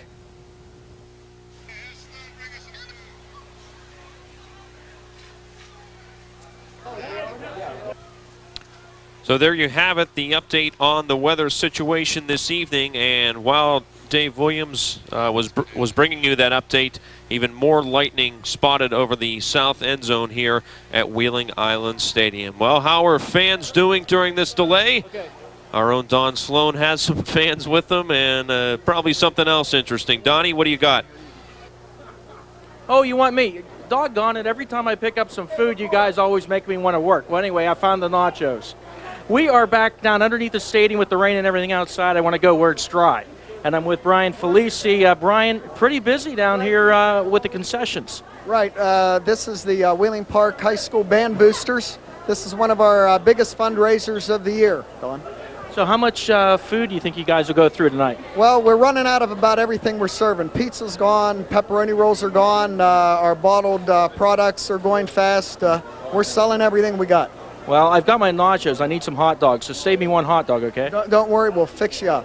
About how much do you think you folks will make tonight for the boosters? This is our largest fundraiser beside the Super Six. We'll clear several $1,000s tonight, and this money, as I said, goes directly to the band boosters. And it's also great to be involved with an event like the OVAC Allstar Game. It's fantastic. These are all volunteers that have been here several hours working here today, and we're pleased to be a part of it. It's great for the Valley. Bryan Felici, and I'll take that hot dog. Do you have chili sauce? Maybe we'll make it a chili dog.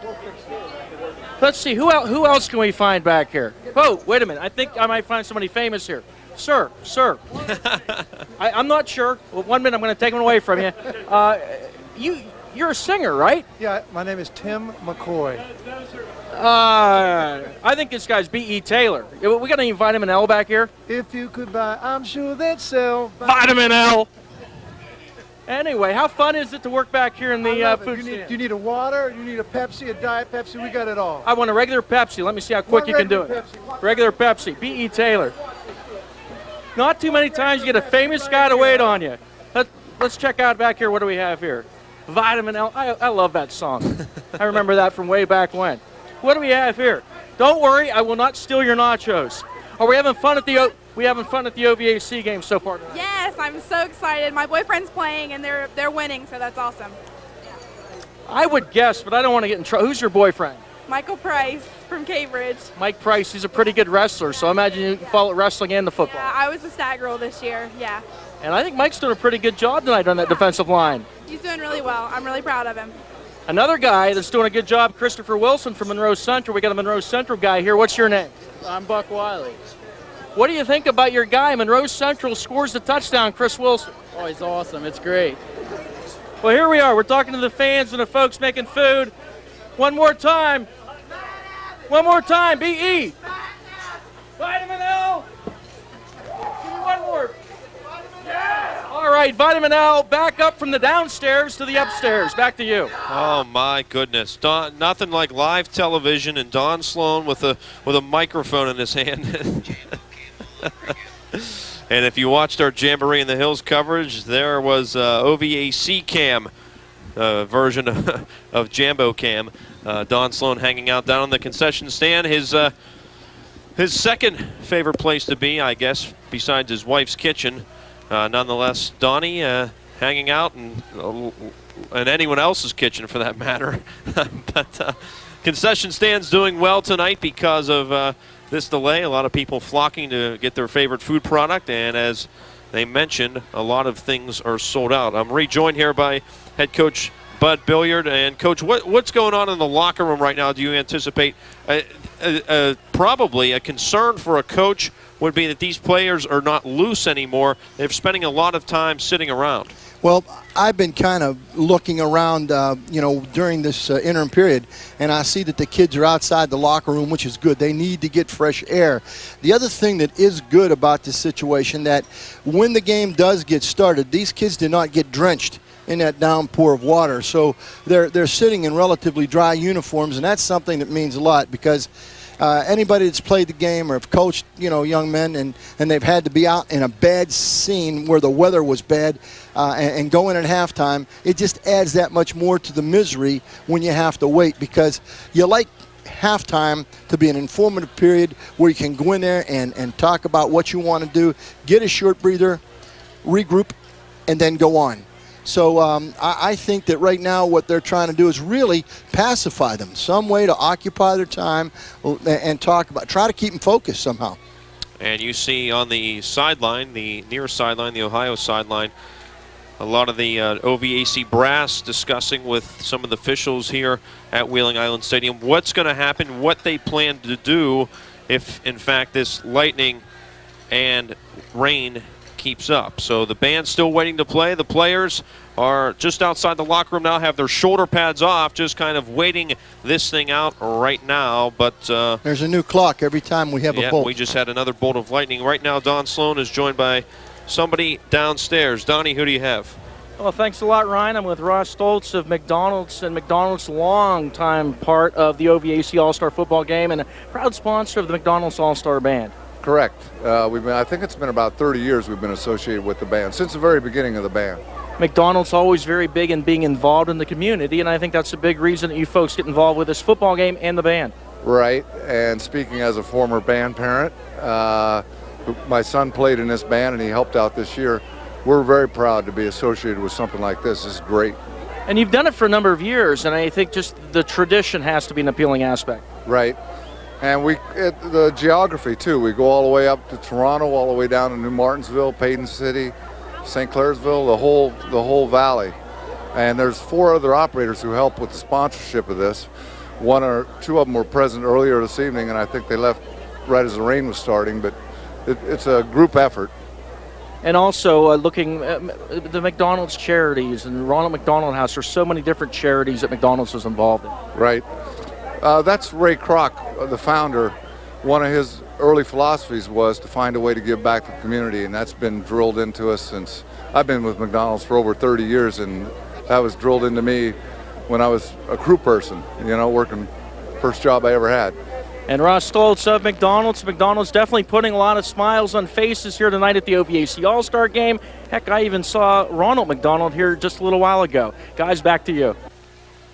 Don, thanks very much. Yeah, Ronald McDonald was helping out with the band on there. And there you see the West Virginia locker room. Some of the players coming out just trying to survey the scene, getting loose, don't want to cramp up or get too content sitting around in the locker room. Well, earlier tonight in our pregame show, we mentioned some of the key players in tonight's game. Some of them have already paid dividends for their respective teams.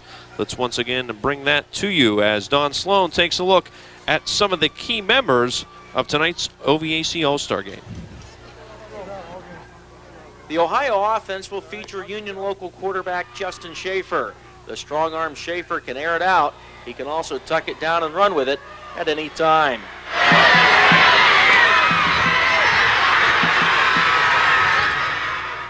He'll be working with a talented crew of wideouts led by Shadyside's all-time leading receiver Nick Ongley, big play threats Shane Rose of Wellsville, and Anthony Antonucci of Toronto, along with Matt Abbott of River, who caught 53 passes last season. We've got some receivers, smaller receivers that can just fly, and we got 3 or 4 over 6'2". They got great hands and good speed, so it's been great working with those guys this week. The Ohio running game will feature Martins Ferry's Ty Platt at tailback and Beaver local fullback Jordan Williams. On the West Virginia side of the football, Coach Tom Taylor's offense will be led by 2 of his players from Glen, quarterback Matt Wharton and tailback Steve Flowers. Weir High tailback Jacques Douglas will provide a big play threat out of the backfield.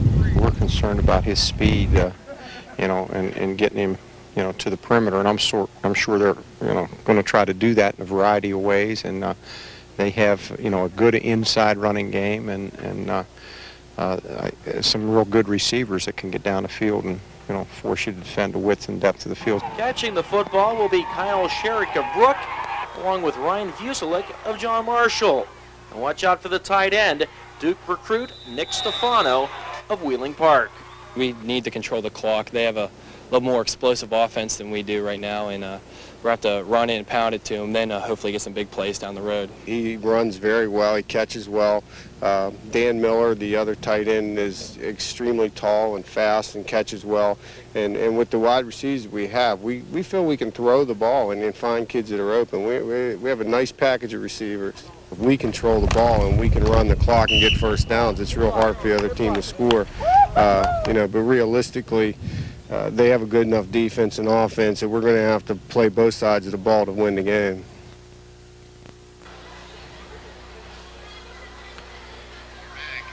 And Don, thank you very much, previewing some of the players involved in tonight's game, and already some of those aforementioned guys playing a role in this lead for Ohio, 13-7 at halftime on the Smitty's carpet scoreboard. Since we've last left you, we haven't seen any lightning, which is a good thing. Some of the band members starting to make their way onto the field now, but still no word as to when we will resume halftime festivities. Coach Beallsville, welcome back in here as we continue to wait this thing out. This is such a great night for a lot of people. I really commend this little girl from Bellaire because when she was interviewed and said that, oh God, I've come to the pageants before, I've danced since I was young, this just tells you what this game means to so many kids. Mm-hmm. I don't know if a lot of people really understand how people look forward to this. You got little kids growing up coming to this game, and that's their dream to be here. My oldest son, Paul, had the honor of playing in this game, and what a thrill it was for him to do that. And I don't know if I've ever heard someone ever say that in the Queen and Queens like she did tonight. Yep, congratulations to her, Mandy Baker of Bellaire. What are the coaches thinking? We've been wondering that. And right now, Don Sloan has Ohio head coach Dave Bruney with him. Don? Well, thanks a lot, Ryan. And I'm with Dave Bruney, head coach of Ohio, and just outside the locker room. And Dave, it's been a long delay because of the lightning and so forth. What's going through the mind of you and your players at this time? Hopefully we'll be able to maintain our focus. It's it's tough when you get a situation like this, but you have to be safe, and for all parties concerned, band hasn't been able to get on the field yet, and those kids practice too, and there's a lot of parents here to see their children. So, whatever it takes for everybody to have a successful evening, we're willing to cooperate with. The kids right now, I see some with their shoulder pads off. I'm sure they're just back there. You're just trying to get them relaxed? Yeah, we're just trying to keep them cool. It's awful hot in that locker room. It's cooled off out here, but the dew point in that locker room's got to be 75. So it's it's kind of tough to get them from, stop them from sweating, and hopefully they've got enough fluid in them, and we can get this second half started here pretty soon.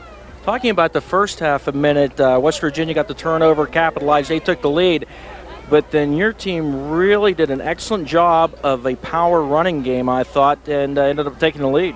Well, we felt going into camp that we had an excellent offensive line and some nice strong backs. But unfortunately, we had Michael Van Baltenberg and Ryan Miller, our two starting guards, were injured, and they didn't get to practice much of the week, and that kind of set us back. And but we were happy with the performance of our offensive line. Our fullback's done a great job blocking. Hopefully, that'll set some play action passes up here for us in the second half. We're going to let Justin Schaffer make some more plays because I thought he played an excellent first half. He sure did, and we know about him as a passer, but he can run the football. He certainly can. He's got excellent speed, and he's willing to go downhill with the ball and take a hit. I thought he made an excellent play down there to get a first down for our second touchdown, which led to our second touchdown on the option. So we're going to continue to let him make some plays, and hopefully we can keep the ball dry the second half and get some more points on the board. I thought our defense played exceptionally well after the turnover. They had a broken play and got a first down and hit the streak on us for a touchdown. But they've done a good job. West Virginia's well coached. They're playing the heck out of that 4-3 defense, and they've done a nice job. That first half. And finally, quickly, your running game, Ty Platt, Christopher Wilson, using 2 running backs, and they've both done a good job. I think they've gotten a breath of air that each of them needed to get out there and perform.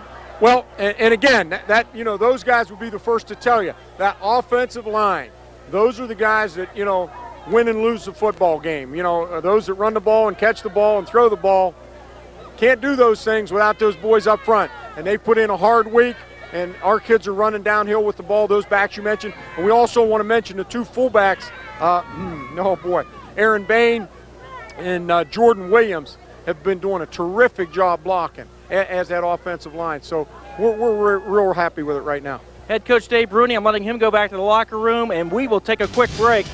You're watching the OVAC All-Star Football Game live on WTOV9. Back at Wheeling Island Stadium, the rain has once again picked up, and just a few moments ago they made the announcement that the band would come onto the field at 9:15 for their performance, and I'm telling you, not 10 seconds after that, we saw the bolt of all lightning bolts to the north end of the stadium here. So we are once again under another 15-minute delay as you see the rain continuing to fall here. Well, we want to remind you that just a couple of weeks, we'll be out and about gathering all of our high school football previews, and you can see the entire preview show August 20th, 7 to 10 p.m. live from Undo's West in St. Clairsville, part of our build-up to kickoff that Friday night. And Coach, that's a night you always enjoy at Undo's West. Oh, that's always a good time because you get to hear the coaches come in, and now we see the schedule for this year. It's going to be a good one. Shadyside in Toronto in the opener, then followed by Beaver Local in Carrollton. We've got to watch Beaver in the postseason last year, and Coach Wright's doing an outstanding job up there. Carrollton's got a great program. New coach, Ron Paul, at Wellsville this year, and he's going to go against Greg Bane. Greg's been around for a long time. Then, of course, Big Redden Park. That's going to be a good one. It's going to be down here at the island. And then, of course, you've got the inter-county rivalry in Weir High and Old Glen. So there's some real quality football games and rivalries, right early in the season. Very intriguing matchups, including Martins Ferry and Union Local. New coach at Union Local. You have a fellow that moved out there, and I believe he was at Martins Ferry at some time. Jim Hoover, yeah. So that'll be interesting. And then, of course, you've got one of my proteges at St. Clairsville playing the Bellaire Big Reds on a Saturday game. So that's going to be a good football game. And then John Marshall, Coach Linsky's doing a great job. And then Buckeye Local is a tough group of people. One thing about that area, that is a hardcore bunch of people over there. There's been great athletes come out of Eastern Ohio, and Buckeye Local area has always had great athletes. So, they're really tough kids. And we get to the final part of our schedule, Harrison Central and Barnesville. New coach at Harrison Central as well, Ron Poblich, taking over this season, trying to instill a new attitude at Harrison Central. We're out talking to those guys. Then you have Edison and Indian Creek, another change in coaching. And then, of course, East Liverpool and Big Red, which is always a good game. And then Brooke and Weir High, which is a big rivalry. Matter of fact, that area right there in Wharton, the counties, there's two parts of the county, both counties in one town there. And then Beallsville and Monroe Central, both out of the same school district. And boy, that's bitter. That's good football. And then last but not least, the trophy at Martins Ferry Bellaire. I forget the name of the trophy. Sparky. How could I forget that? We've done their game the last couple years, and I've always enjoyed doing that game. And you've got a lot of great football coming up for for this season, and I know people are just anticipating. August, leading up to that first game, is such a great time of the year. There's football season, Christmas, and the 4th of July. That's the three parts of the year that you look at as if you're a football coach. You know that August is going to be something. It's a very special time. We always like to make it like a camp for the kids, when they came in and developed a camp atmosphere and developed some camaraderie. I would have loved to have the opportunity, as they could in former years, to take the kids away someplace for a week. My wife always used to say, it'd be like a prison. I says, no. it'd just be like us forming a family. That's what we wanted to do. But it's a great way of bringing your team together and getting a lot of work done. You see a lot of teams do that, and a lot of teams are turning to do that, taking their kids to a camp at a college or a university, where I know California, University of Pennsylvania hosts a camp, and a number of high schools from the area come there, and they camp out and stay there for a week. And like you said, it's a chance for them to get accustomed to a family atmosphere. Well, how did this score come about? In case you missed it, let's take a look at your first half highlights. Look at the touchdowns. West Virginia got an early turnover, then went to work through the air. Matt Wharton to Kyle Scherich, and Scherich does a tremendous job here, keeping his necessary 1 foot in right along the end line there for the touchdown. Great throw, great presence of catch. Extra point made it 7-0 West Virginia, and Ohio struck back later in that first quarter. A touchdown run here for Chris Wilson of Monroe Central, a 14-play drive, 65 yards, 7:14 off the clock. The 2-point conversion was failed, so it was a 7-6 ball game, but Ohio took the lead in the second quarter, capping off a 16-play, 65-yard drive that elapsed 8 minutes and 13 seconds. Ty Platt, a 2-yard touchdown run, as Ohio is ahead 13-7. And believe it or not, we have just seen more lightning to the north end of Wheeling Island Stadium. And let's go back to the field and Don Sloan right now. A couple of special guests, including West Virginia head coach Tom Taylor. Don? And thanks a lot, Ryan. I'm with head coach Tom Taylor of Oak Glen in West Virginia. And I'll tell you what, you guys are playing one heck of a ball game, 13-7 at the half. And I think the big thing, you got the turnover, and then you capitalized on it. Yeah, I was real proud of our kids. They came out and executed extremely well. I thought Matt Wharton made a tremendous play to get a first down, and then read that quadruple route we ran there, and Kyle made a great catch. So I think our kids can make a way to win this game if we can just keep fighting hard, because they're bigger and stronger up front, but we're finding ways to get at them. With this delay, what have you told your kids, and what are they trying to do to keep cool? Because it's pretty hot in that locker room. Well, we're trying to keep them near the doors where the air's moving, and as far as what we're going to do in the second half, we're just trying to show them to keep fighting. There's a way to win if they just keep fighting and attack what they're doing to us. The power running game for Ohio has really stung you guys. What do you have to do to stop that? Well, we need to penetrate a little bit better, because once they get all that beef in one area, you're in trouble. You know, we need to get our linebackers coming over the top a little better, but yeah, once they get us rolling backwards, we're in trouble. Tom Taylor, head coach of Oak Glen and West Virginia. Good luck in the second half. That's Coach Taylor. I'll send it back up to you, and then I'll see who else I can round up down here. All right, Donnie, thank you very much. And there you see the theme for tonight. Bring your umbrella and get under cover. We're still in a lightning delay here at halftime at Wheeling Island Stadium. Let's step aside for a quick timeout. Ohio leading West Virginia by 6 on the Smitty's Carpet scoreboard. Back with more after this. And welcome back to the OVAC All-Star Game, and I'm joined by a guy that played in this game back in 1999 for West Virginia. How well do you remember that game? This is Quincy Wilson, Weir High running back, and currently tailback for the West Virginia Mountaineers. Yeah, I think we lost a close game. I think it might have been 32-0. 32-0, something like that. But, you know, it's all about fun. It's a chance. They put on a great show for all the students and all this, and this is a great time for us to come out here and show, like a last showing for everyone that's coming out for the high school game. You played in a lot of big football games, I mean, and winning a state championship, but I think that has to be one of the most special things you've been involved with is this game. Oh yeah, this is great. I mean, especially our state championship game. The crowd there was in a frenzy, and then to come down here for to play in the state championship game and then play in my last All-Star game here was very special. WVU this season, a lot will be carried on your shoulders at tailback this year. How are things going, and when do we head to camp? We head to camp next Sunday, August 3rd. You know what I'm saying? I'm ready to get down there. I've been waiting 4 years, waiting in the wings to finally get my chance to start, and I'm excited. We've been working hard. Team's working hard. We're going to have a better passing game, and the running game should do exactly what it did last year. For a while, I think you guys were going to linemen that were maybe a little quicker, a little more finesse, but you're back to the big horses up front this year from what I can see. Yeah, we were about 275, 280 around there, but now they want the guys a little heavier, run blocking guys, get up there and play a little more smash mouth. Now, he's Quincy Wilson, proud of being from the Ohio Valley. He's got his buddy here. You want to introduce your buddy? I brought a Pittsburgh guy down here, Rasheed Marshall, our starting quarterback.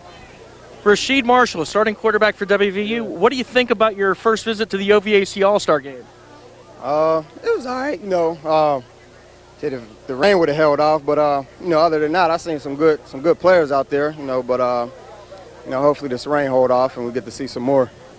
Quincy's looking to get a few handoffs. You ready to give it to him this year? Oh yeah, you know, I'm gonna be generous with it, but I also got to do my little thing on the side. But you know, I'm looking for some big things out of Quincy, and you know, I think you know what to expect from everybody, and let's get it done. Wisconsin, that's gonna be a big opener. Yeah, just a challenge, you know. That's the way I look at it. We need to be ready and go out there and just, you know, tackle the challenge.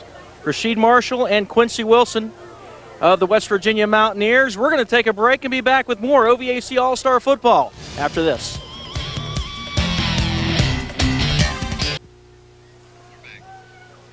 Welcome back to Wheeling Island Stadium. Some of the brave folks still weathering the conditions here as the rain has tapered off a bit.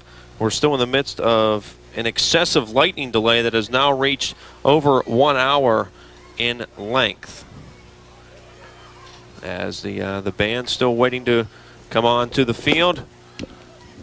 As the schedule will follow, the band will hit the field and then we will play the second half. That's the latest update we have had here at Wheeling Island Stadium. But let's get a weather update.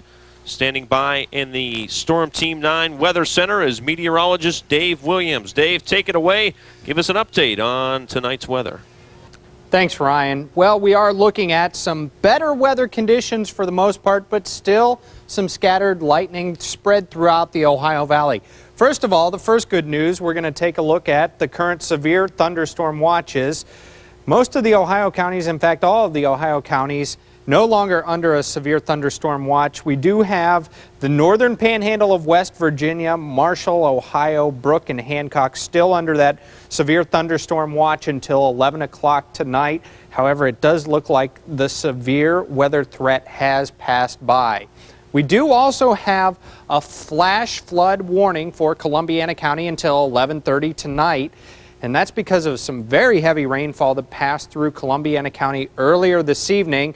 Many flooded roadways, so stay out of Columbiana County if you don't live there, and don't try to drive through any flooded roadways because sometimes the water is a lot deeper than it appears. Let's take a look now at Super Doppler 9000 Storm Tracker 9 radar, and the reds and oranges which we saw earlier are gone for the most part, but we do still have some heavy rain in the form of these darker greens. I'm going to go ahead and zoom in on Wheeling here where the OVAC All-Star football game is and show you that for the most part the rain is there, but there is most of the heavy rain passing off to the east. It looks like another heavy batch of rain will be passing in from the west, but most of it should not have lightning, so the general threat for the lightning has pushed for the most part off to the east of Wheeling. However, once the sun sets at night, you can see lightning from a lot further away. You can see lightning from up to 100 miles away at some points. So even if there's lightning close by, you can still see it while you're at the stadium there in Wheeling, which may be a concern later on as the night wears on. So we'll just have to watch out. But thankfully, the thunderstorms have gotten weaker. The threat for lightning is starting to fade away as we go throughout the overnight hours. I'm going to have a complete forecast coming up at 11 o'clock tonight. Don, Ryan, try to stay dry, and hopefully we can get that lightning out of there pretty quickly. Dave Williams, thanks very much. While we're dry up here in the booth, I felt a little sprinkle come through as the wind blew through. But thanks very much, Dave, for bringing us up to date on the latest weather. And that's a good point he made about the lightning. You can see it from miles and miles away. And, you know, the lightning may not be in the exact vicinity here, but you still have to look at it. And you can't make a determination how close or how far away it is from this area. I think the viewing public has really got to appreciate the work that you all do. You're trying to appease so many people in this audience tonight. First of all, we've got a crowd, or we've got semblance of a crowd left here at the stadium that want to see this game go on. Of course, you've got parents out here that want to see their game or their kids playing the band. But, yet you guys are working as you are constantly, bringing in your weather people, letting them know what's going on. And I think it's commendable to TV9 on the job that you're doing here. This is absolutely remarkable. And once again, to stay on top of things, to keep up to date with Nacho Man. Because, as games go on, he eats. Last year there was not one stadium that we didn't walk into that somebody didn't bring him food. And I think what he does is schedule the games of the week around where he's going to eat. And he's famous for calling press boxes and concession stands before games and saying, hey, what do you have on the menu? Save me such and such and so much of such and such. But back to your point for a moment, so many times meteorologists and weather people take criticism. Give Dave Williams a hand, because earlier today I saw him at the station and I said, Dave, what's going to happen here? When do we expect this rain? He said probably by halftime and later on. And 5 seconds left in the first half, the rain hit. So give him a hand, and thanks to Dave for being on top of this storm tonight as the evening progresses. And we want to take this time to remind you that August 20th, it is our high school football preview show live from Undo's West in St. Clairsville. We'll preview every school in the area, and we'll also talk to some coaches and get some insight on the upcoming football season, which kicks off 2 days from that August 20th date. August 22nd, the Ohio footballs will be flying. Can't believe it's already here. Less than a month away. The summer flies by. It's like the clock. It doesn't stop and time moves on. Once again, I think that the people ought to be very, very happy with the job that TV9 does in the Valley. You guys are going to have it's going to be the only show in town, which is one thing, but the coverage that you give to all these schools, people take too much for granted. If they would leave this area and they would go someplace else, especially larger cities where you have universities and colleges to deal with, that coverage is not here. The media coverage for high school athletes around this area is just marvelous. And the people, they've just taken it for granted for the years. Now you guys are taking it yet to another level. And I mean that. With your preseason preview, you take all the interviews that you're going to do all August long, and you're going to put them all together in a show that night. And it's really great, It's great not only for... It's not only great for the parents, but it's great for the opposition to scout their opponents through you guys. Yeah, they do. They use the game of the week for scouting, which a lot of people don't realize. But also very proud to have another year of Sports Friday coming your way, the most comprehensive look at the night in high school football that evening. We will start our show roughly at 11:20, maybe a bit earlier, but we will go to the top of the hour, midnight, and beyond. Every score will be in, and then we will finally end our show once every score and every highlight is shown, and we will segue right into the game of the week following that. Always a fun night, Football Fridays are, and people sometimes would be shocked at some of the work that goes on behind the scenes, and everybody has a hand in that Sports Friday show, from running a camera to providing stats to taking scores over the phone to editing tape. There are so many hands involved with that show on Friday nights. I think people, the ordinary layperson, would be surprised of what goes into it. And I know you've been exposed to that in your short time with us. I'm just I'm amazed at all that goes on. The thing that was so great for me was my first trip in the broadcast booth last year, when I sat down with your producer and had the opportunity to see all this happen and just how it all falls into place. And then to watch you guys put this thing together for a show on Sports Friday, it's just amazing. You ought to try to put something together like that and let the viewing audience see you guys in action. They ought to go down and film Dean and that crew sometimes and see what they're doing in that little control booth. And there's part of our crew sitting right to our right here in the press box. Dave Ader, Aaron Nestor. And we're not having fun. We only have fun when the kids are having fun, so this is not good. Well, those guys getting some of the pictures here at Wheeling Island Stadium. All right, back to the field, and Don Sloan, I believe he's finished that plate of nachos, and he has another member of the WTOV9 football sports team, the sports doctor, John Simonson. Gentlemen. I'm out of food. Plate of nachos I had, I'd say a chili dog, you name it, everything I could find was scarfed up. I had to keep it away from you. But John Simonson, member of our Sports Friday team, the sports doctor, your thoughts so far tonight? Well, it's obvious that Ohio's got its rushing game pretty well in gear. And West Virginia, though, has played well defensively. But I think they're going to have to find a way, obviously, as you guys have talked about, to slow down that Ohio ground attack. But so far, hey, it's been a pretty good football game. Justin Schaffer of Union Local, we knew he could throw it. This guy can run it, too. Well, and he runs it at the right opportunity. I mean, you seldom see this kid with his leg strength ever being hit for a loss. And, you know, he's done a great job today of just controlling things, just the settling force. You know, he's thrown effectively. He's just cool and collected out there. And for anybody that's not familiar with Christopher Wilson of Monroe Central, I think he's really made a big impression tonight as well. He and Ty Platt both running the ball for Ohio. Well, that's a good platoon system, and then they offset what Wilson and Platt are doing by giving it to Williams or to Bane at good opportunities. And, hey, it's working for him. Now, you're the sports doctor. You're always talking playoffs and so forth. Who are the teams, maybe, two-a-days start August 4th, who should folks keep an eye out on that could really be the teams to watch this year? Well, and again, I'll probably leave some out, but let's start in West Virginia. Wheeling Park has a lot of players coming back. Speaking with Coach Linsky a little while ago, he thinks that John Marshall's still a year away. Wheeling Central just simply going to reload for their annual battle with Moorfield. Class AA, Oak Glen, and Weir, I think, will be improved. You look over on the Ohio side, Steubenville Big Red. I think big things are expected out of Beaver. Carrollton has a kid going to Ohio State. Barnesville comes to mind, certainly. Union Local, I think, could be a surprise. Martin's Ferry has a good wealth of players coming back, too.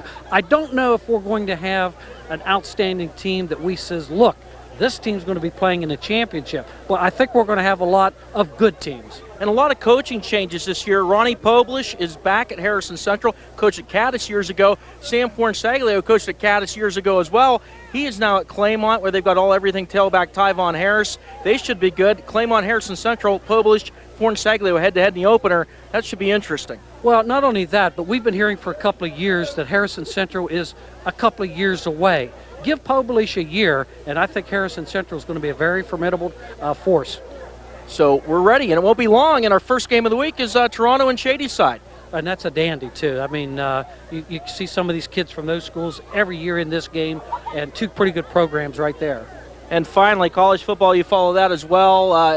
In a number of years, he's had a vote on the AP Top 25. WVU and Ohio State, briefly, what can we expect?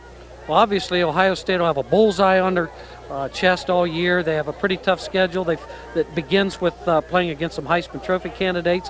West Virginia, again, is not expected to challenge for the top spot, but again, we just saw Rasheed Marshall here and Quincy Wilson. I think West Virginia is in the top half of the Big East at least. And the Mountaineers, a tough opener with Wisconsin of the Big Ten. The Buckeyes open Saturday night, August 30th, as they host Washington. That's it for now, down on the field.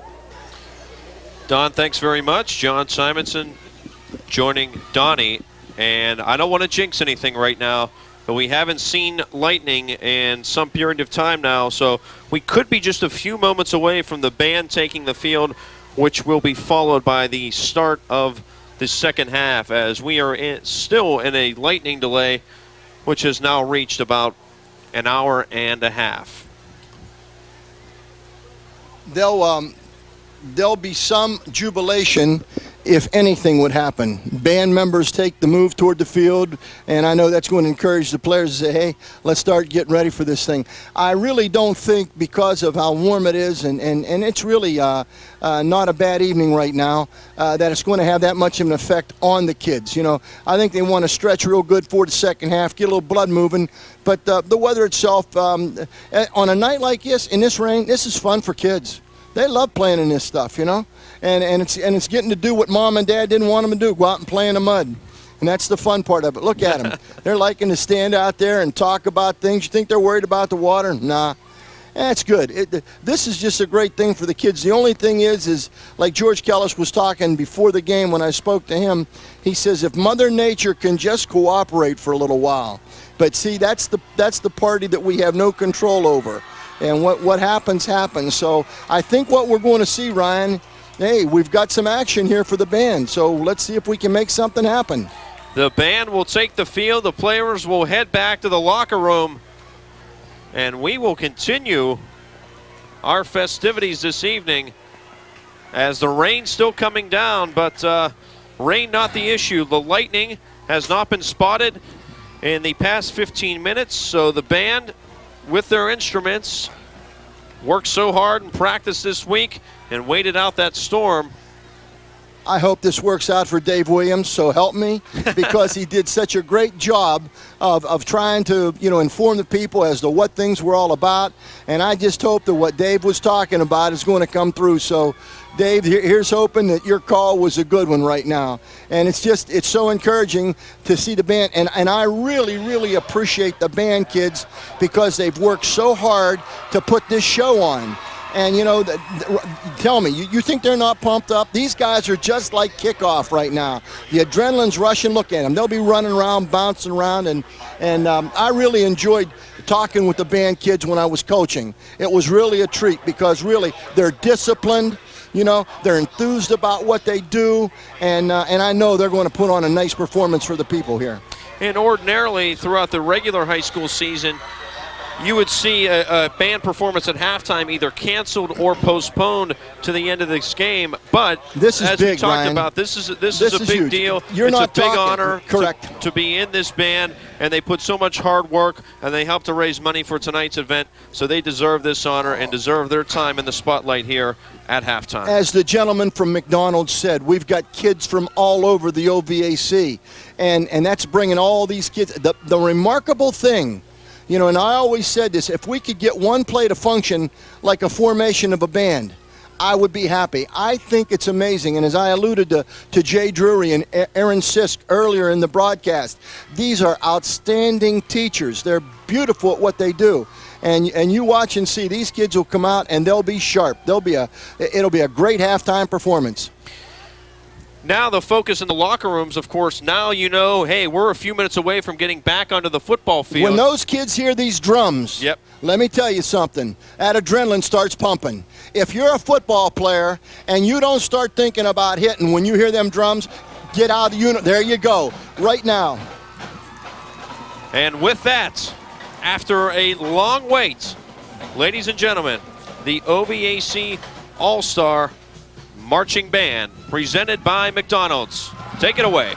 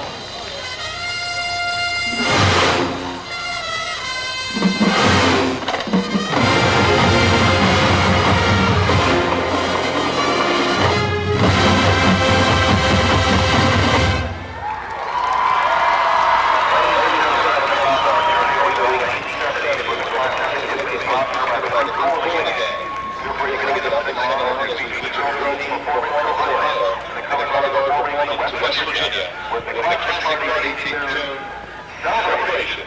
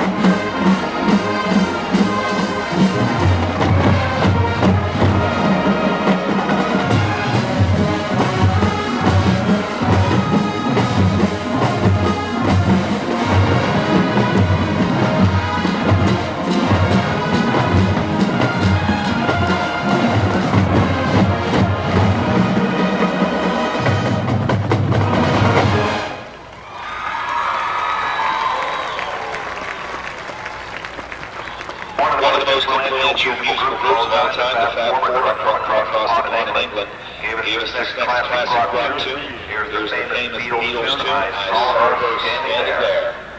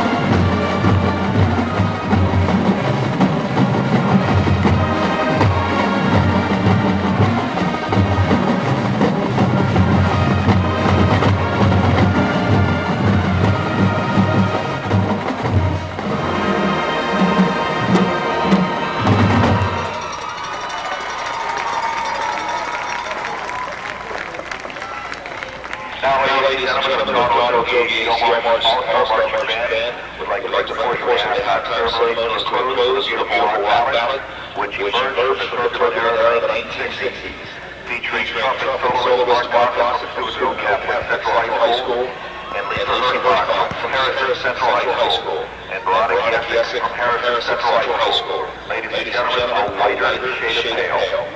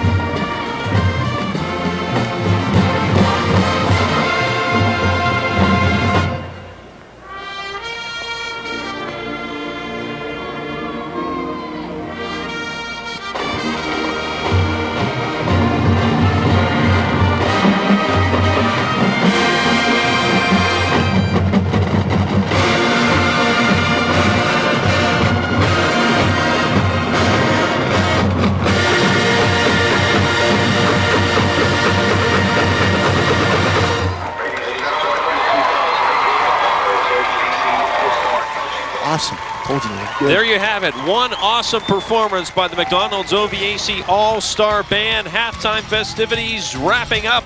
We're going to get set for the second half here. We're back after this.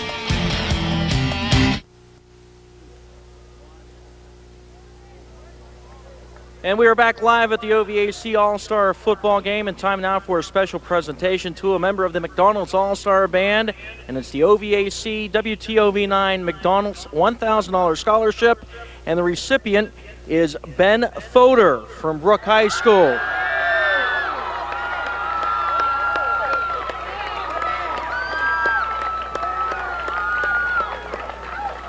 And Ben, on the behalf of WTOV9, the OVAC, and McDonald's, we'd like to present you this check for $1,000.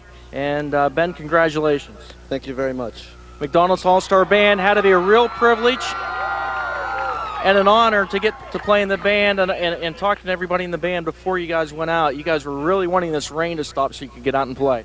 Yeah, I'm glad we got the chance to get out here and do what we've been working on. But I thank God that he gave me this ability and I can be here to do this. Ben Fodor, $1,000 scholarship recipient tonight, and I think we're ready for some football. You are correct, Don. We are getting set for the start of the second half. Nearly a 2-hour delay due to lightning here at Wheeling Island Stadium. So, Coach, as we get set for this second half, let's set the table now. We really got to think back a long ways to figure out what we were touching on at the end of the first half. But when you talk about it, a lot of what West Virginia needs to do, their main thing now is to stop that power running game of Ohio. First of all, you have priorities. Field the kick.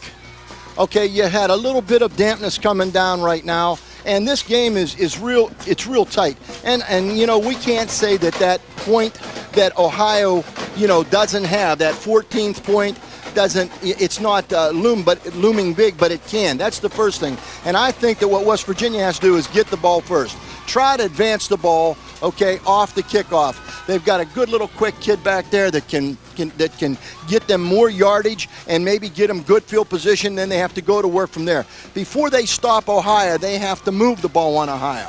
Okay? I mean, sure, we know that Ohio's got that ground-pounding offense, and I think if Ohio, I know they will. I know they're going to come back out, and they'll use that in a little bit of misdirection, and they're going to try and keep the ball. And, well, you know the stats from the first half. I think they've had the ball for how many minutes total, Ryan? You know what the total minutes of their offense is. Well, Ohio's 2 drives have been over 15 minutes. So that's just 2 drives, or 2 touchdown drives, I should say, okay, have been over 15 minutes in length. That leaves you 9 total minutes left, give or take on the special teams, etc. So what I'm trying to say is West Virginia's got to get the ball, and they've got to establish themselves. They've got to get themselves down in scoring position and punch it in. Now, they've got Kusic. Kusic can put that thing through. I don't care. I've seen this kid kick in all kinds of circumstances. He can notch him up one. And then they have to be contained or considered, they have to consider, rather, trying to stop that Ohio off tackle. And that's where they're getting them. They're running the traps, they're running the counter trap in the middle, and they're running off tackle. Anytime Ohio tried to go wide, it was with the quarterback, which was a quality play off of fake. They did get some yardage, but they're not getting the mileage out there that they're getting straight ahead. And, we heard Coach Taylor talk at the halftime. They're a little bit bigger than we are at certain points, and their tight ends are factors. Ohio's tight ends are nice-sized kids, and if you can get something established with the block of the tight end, especially when you can isolate him one-on-one with the defender, you got a lot going for you, because then you can bring a backside blocker and a frontside fullback, as they are doing. If you're Coach Taylor or if you're Coach Bruney, how do you jumpstart your team after nearly a 2-hour delay, or is it a situation where they do it themselves? I mean, how do you do that? How do you maneuver that? Pros do it for themselves, Ryan. I heard coaches say kids get themselves up. You know what? First of all, I've always been a motivator. I've been coached by motivators, and any coach that I didn't have that wasn't a motivator didn't get anything out of us. Okay, so consequently, you have to have ways of reaching your kids. Coach Bruney is a seasoned coach. All right, he knows how to motivate them. He's been in this circumstance before with his team. When he brought these guys to camp, he made them his team. Okay, he reflected his personality on this football team. You know, the same thing that Coach Taylor has to do. Coach Taylor's doing a very fine job at Oak Glen. So I'm sure that, you know, he's tried to in the chaotic period, okay, to try to keep the kids focused. Now, the big thing is this. There's not been real big major breaks in this game outside of the one turnover for West Virginia. Now, are we going to see any breaks in the second half? Because sometimes breaks can break your back. And now, with the time that they've spent in the halftime, are they still focused on playing another 24 minutes of football? Those are all the things you got to be concerned with. Well, that certainly will be answered, as will the situation of the football field. What kind of condition is it in? We'll let you know that and have the start of the second half coming up after this break. Weather information. The captains meeting at midfield for the second half. Well, not a coin toss, just to tell the referees what each team plans on doing as far as receiving and which field or which side they will defend. It's and West Virginia's choice. Yeah, West Virginia will have the choice. And we're talking about the field from our vantage point. We hope to get Don Sloan in here to give us a first-hand account. But from our vantage point, the field looks like it's in pretty good shape. Don't see much mud. And I think that's part of that's attributed to the folks taking care of it here. But also, it wasn't worn and played on during the midst of that downpour we had. When the rains came, the kids were off the field. So really, the field never expanded. And the band didn't hurt it at all. You know, the kids, there were so many kids that they were spread all over the place, so it didn't take a pounding from them. And you know, a lot of people ought to take a lesson from how they take care of this place, because it's beautiful. I mean, the turf on the sidelines is going to keep the kids from walking in mud. And that all means a lot, Ryan. And that's why this is a playoff site. That's why this is a playoff site. It's just a great stadium. And West Virginia obviously has elected to receive. They'll be moving right to left on your television screen. We have a little bit of a wind coming from the south right now. It's holding your the flag out a little bit. And you know, when you look at it, those flags hanging on the goalpost don't necessarily tell the true story of a bowl. Because I was talking to the kicker from West Virginia before the game, and he was looking around. He says, "Coach, there's some windy things." And I says, "Remember the American flag. The flag's going to tell you what's going on. It's going to tell you where everything's happening." And right now, we've got a little bit of a wind coming from the south. So really, West Virginia's got the best of both worlds. They're going to receive the ball, and they're going to have, if there's any wind, at their back in the fourth quarter.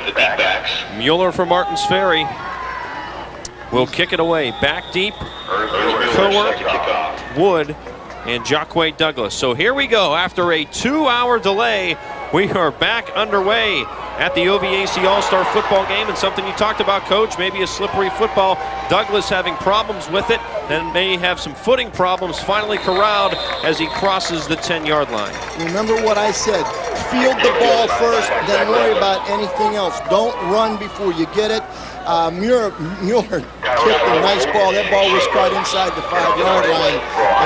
And Douglas, he kind of bobbled around. Now, watch his speed. He's got good speed. He's got to go north and south. Now, he's going to go too much east and west, and that cuts down his ability because their pursuit was so good. Now, West Virginia's coming out. They had too many kids on the field. All right, 2 tight ends again. I think they're going to have a substitution problem, Ryan. I think there were 12 in the huddle when they broke the huddle, and this is not good. Yes, illegal substitution. That's going to be 5 yards. It'll be 1st and 15 because it's dead. That's not the way you wanted to start off. Going back to what they had to do, in stopping Ohio. That's why I say take care of matters first. Fielded special teams. They make you or break you. Now you've got to work out of your own area. You're in your own red zone. You're on the 8-yard line. 2 tight ends again, Ryan. Split backfield. So it's 1st and 15 from the 8. First play from scrimmage after the long layoff. And that is Justin Beresford. A tough couple of yards for him, met by a number of red jerseys, and the whistle blows before that last burst you saw by Beresford. You evaluate kids by their knees. Watch this kid run. When he runs, his knees are out in front of him. I always told people to watch your linemen, evaluate your linemen by the lift of their knees. If their knees are moving, they're going upfield. If their knees are not moving, they're on the line of scrimmage and losing. Now we've got a second and about a 12, and he's maintaining the 2 tight ends. Split back. This is not a bad set for play fake pass off the waggle. So let's see what he might do. All right. Now he's going to run the extra receiver out. Wharton comes this side. Wide open is Jacque Douglas in the middle of the field. Wharton rolling to this side, and he spotted Douglas right away. It was just a matter of putting the ball on the money, and he did. Wharton did a great job of finding that open receiver, and Douglas did a great job of circling out of the backfield. Watch this. Straight drop back out of 2 tight ends. You got a decoy out in front, and then Douglas is going to run underneath and cut back across the grain and be wide open. That defensive back to the deep had too many guys to cover, which left him open. 1st and 10 from the 30 on the I formation. They'll go to the option. Wharton will keep it, and pursuing him, a nice job by 68 Jared Williams of Beaver Local. What they've done, I think they've spied a little bit off that right now, and when they brought the option down the line, I think we got a little bit of a... Watch that free safety come up. Now, you'll see Wharton come down the line of scrimmage. He's doing a great job. Now, he's not accounting for that safety coming in and making the hit. And that's what you have to do to shut that option down. You got to involve secondary play. 2 tight ends again, wide flanker, and an I formation, Ryan. 2nd and about 8. Yep, they gave him 2 on that first down carry. This is Beresford again. Beresford bouncing his way, pinballing off a couple of tacklers, keeping those legs moving like you talked about out near the 35. Nice strong kid. Now Ohio on that time tried a little blitz from the weak side. And the thing about that vertical blitz, if they run off guard on you, he's behind the play, so he's not a factor. And that's one of those stunts where it's good to have in your playbook, I guess, but it can hurt you because most time the ball's going off tackle rather than straight up the middle outside of a trap. And that was not a trap down. Now we got about 3rd and 5. Let's see what's going to happen. From the 36-yard line, they tried setting up the screen in a similar situation earlier, certainly a passing situation. They're trying to draw Ohio offsides. Jared Williams may have stepped inside the neutral zone. It's only 3rd and 4, so a penalty would give West Virginia the first down if in fact we have encroachment, and we do. The big pass play was great on getting them out of their own zone. Now the ball's out to the 40-yard line. They've got 1st and 10. They've got new life, a lot of field to work with. She's a new ball game, fellas, and they're staying with the 2 tight end attack. I like that. I like that very much because it's balancing up that defense in there. Pitch to Douglas. Love to get him outside, and he does break it to the outside across midfield. And Jacque Douglas has his best carry of the night. Flags flying at the end of the play. We may have 15 tacked onto it for a late hit. Make something happen with the offense. Great play. What did they tell you about the 2 tight ends? It's locking them in. It's locking them in. And this kid's quick. Watch, they're going to pull a lineman. They get a good reach block. That pulling lineman takes care of the widest defensive back. Now the safety's got to come outside. Douglas puts a little move on. All right, then he gets a second man to hit him. He does a great job of running. Watch, this is what's called running levels. He'll run the boundary, or excuse me, the hash mark, then the number, and then the boundary. And Coach, I really like the job of the fullback, Justin Beresford. He kind of kicked things out and opened up that hole. Correct. He, along with that pulling lineman, Donnie, did a great job on occupying those outside kids. West Virginia's got a good thing going for him right now. Penalty marks it to the 32 of Ohio, where it's 1st down and 10. Man in motion to the top of your screen, but it's a give on the inside and picking up maybe a couple of yards. It looks like Steve Flowers. That's out of Oak Glen. Hey, it is, and it was the isolation, and that's tough yardage, Ryan. Don, down to you on the field real quick. Something Dave Bruney talked about, a concern of his, was Jacque Douglas turning that corner. Yeah, and Douglas has been tough. I mean, he's got the speed. He can be a game breaker on the outside. And on the pass play that they threw to him, Wharton, there were guys pressuring him, but they slipped. The field's really starting to get wet down here. Douglas found the open seam. They found him on the big gain on the pass and later on that run. But I like watching Beresford, this fullback. He's like having another lineman in that backfield. He's not in the game right now. Passing situation. They throw it to the middle. This is Nick Stefano of Whaling Park. Inside the 20, inside the 10. Drags a man inside the 5 to the 3-yard line.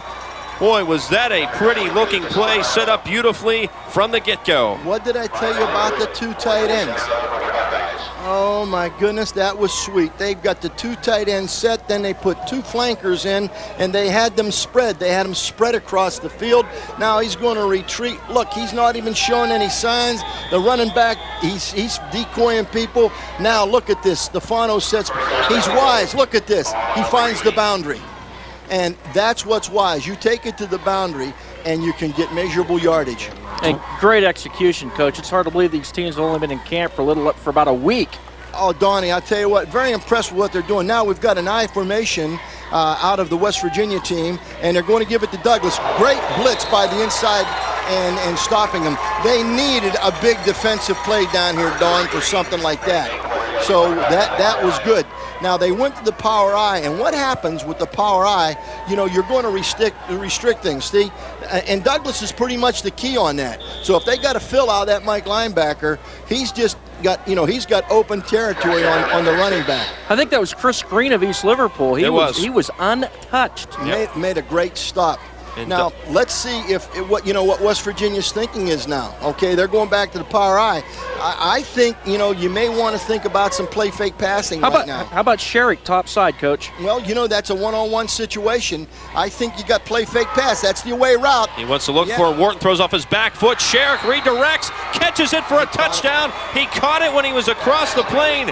Hey, Donnie, good call. Scherich's second touchdown of the night, but did he make a nice effort to readjust there, come back to the football, and Wharton made a great pass under pressure. Great effort on both parts of the kids. You know, play fake pass, come back. Donnie, very good identification as to when they came out in the formation, though, you could see the one-on-one coverage. It was Mamone on Scherich, and Scherich, just a great individual effort as we look at it. Well, Mamone and Scherich are about the same height, and I will tell you, when the two jump, it's no contest. Scherich will definitely out-jump him. You know, Scherich can sky. I know the kid from past, and he can get up in the air, and he's athletic enough to get the ball. Now, what's going to happen here? This is not a fake. This is a bad snap. This is a bad snap on the part of the center. I don't think that was a fake at all. They didn't need the fake. They needed the point. So this is throwing a whole different light on the ball game now. Well, we are now tied, remain tied here, 13-all. On the Smitty's carpet scoreboard. West Virginia's initial drive, they were backed up deep in their own end, and they threw the football successfully. Nothing pretty, but hey, a pass in the middle to Douglas, picks up a first down. Stefano, a nice screen pass, and then the play for the touchdown. Scherich's second of the night to tie this game. And lo and behold, we've got a brand new ball game, literally, and now with the score being 13-all, I think there was a time when some folks, we wondered if this thing would ever get continued. Now it's like we're starting all over, all tied up. Oh, it's great, Donnie. It gives us all new life. This is just going to be a great play on a. Look how Wharton worked himself free. Look how he kept the ball up. That's a great throw. And, you know, you just don't give Scherich that kind of room. Oh, and he was good. It was a great call by the official. He was right on there. And so that's 2 big catches. Both touchdowns by Scherich, Coach. On great Same end zone. Great effort, though, knowing where he is on the football field and getting those feet down. I'll tell you one thing about him in this stadium. The last time I coached him here in this stadium, we threw the ball from the 8 on a slant. 92 yards later, he was standing in the end zone. That same end zone on that corner, Don. So, you know, he's been here before. Let's recap that drive. 9 plays, 92 yards. Wharton 3 of 3 on that drive, 52 yards and a touchdown. The 6-yarder was the payoff to Scherich. It took them 5:59. Now the ball fumbled on the kickoff, and with it is Shane Rose of Wellsville, and he scoots his way out of trouble across the 25-yard line. Hurting Ohio in that drive, though, Coach, 20 yards in penalties, including that personal foul. That's free yardage you can't give up. And, you know, coaches go crazy over that. A lot of the times it's aggressiveness. Sometimes it's just not smart on the part of the person on the infraction. West Virginia took care of business, Ryan. They came out, they did what they had to do. Now, checklist, not so well on 30-yard line, and he will be met and brought down just shy of the 35. What we saw on that play was Platt getting the ball out of that counter set that they were using earlier. Like they were setting the tight end flanker to the long side of the field, and you'll see the fullback set weak. Now, there's going to be a little dive action. Now, you'll see the 2 linemen pull, and now he's going to bounce it to the outside. That's a great play to the split side. Great play to the split side, and he does a great job of doing. He's done that so much, though. Improvising, he did that so much, for Martins Ferry. Now we've got the formation to the boundary, okay, and it's second and about a big 4. Schaffer so fakes it, and then he'll tuck it and try to keep it, trying to turn the right corner, trying to pick up a block. Does it, but he'll be short of the first down on that design quarterback keeper. 72 on the stop. You see him there. That is Steve Skrypek of Wheeling Central. Well, the lead blocker did a great job of occupying the defensive end. When you want to look at what went on here, this is a play that they ran earlier in the game. Now you'll see the fake and then the keep. Now watch the lead blocker out there, 29. He stays right with this fella, and he keeps running him east and west, and just did a great job of freeing him up. That was Platt, I believe, on that block. It was now, enough for the first down. Here's the trap inside. Okay, the backside end stayed home and played that pretty well that time. That was Jordan Williams on the carry.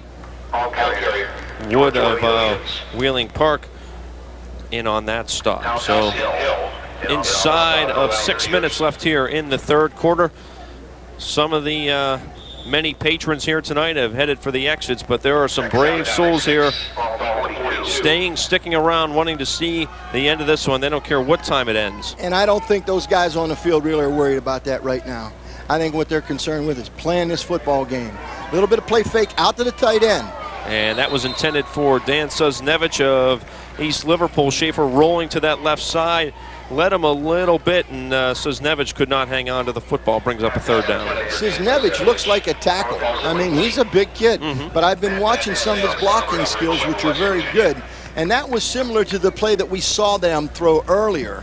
Only what happened in that earlier throw, the wide receiver came back on a crackback. If you notice that time, they vacated the area with the wide receiver. They pushed him on downfield and got him out of the play. So we didn't have the danger of the crackback that time. Now, they just brought Matt Abbott from River, and then they've got him split out to the top side. And if you're not familiar with him, boy, he was the big play threat for River this year. Well, he's one-on-one, and that's why he's one-on-one. He just pushed off. I think this is going to be offensive interference. I really mean that. And if that official's alert, he's going to see red push gold. Yep. I think what you're going to see, it's going to go against Ohio. They were playing them tight. That was good. And they had a really a 2-on-1.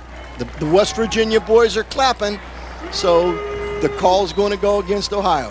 Just as we thought. You would think they would decline that penalty. No, not on this field. No, you want what you want to do is you want to push them back right now. I think. Okay, I like to have them have to go for as much yardage as they possibly can on third down. Now wait a minute. That was third down. That was third down. I beg your pardon. That's a loss of down. Fourth and a bunch. They've got to dump that rock off now, Ryan. 4th and 21. And Marciano in to punt it away. And you got a chance at good field position here. Wood and Kocher back. West Virginia's got a return set up. And a good snap. Good coming off the ball. Good height on the ball. You just got to watch where it's at. Kocher will chase after it, and now backs away from it. Good roll inside the 30-yard line, and that's where West Virginia will start their second possession of the second half. First one resulted in a touchdown. 5:15 left here in the third quarter. We're all knotted at 13 on the Smitty's carpet scoreboard. So now the Mountaineers have a chance to regain the lead. They had the lead early in this game, 7-0. Now they proved last time they could drive the football, as they did 92 yards in 9 plays. They have confidence. Yep. They have confidence. They know right now they can come out and play. And I think it's because of number 10. I think Matt Wharton has opened a lot of eyes tonight. He's Oak Glen's quarterback. He knows this offense, and he is really stepping up as a leader for this West Virginia offense.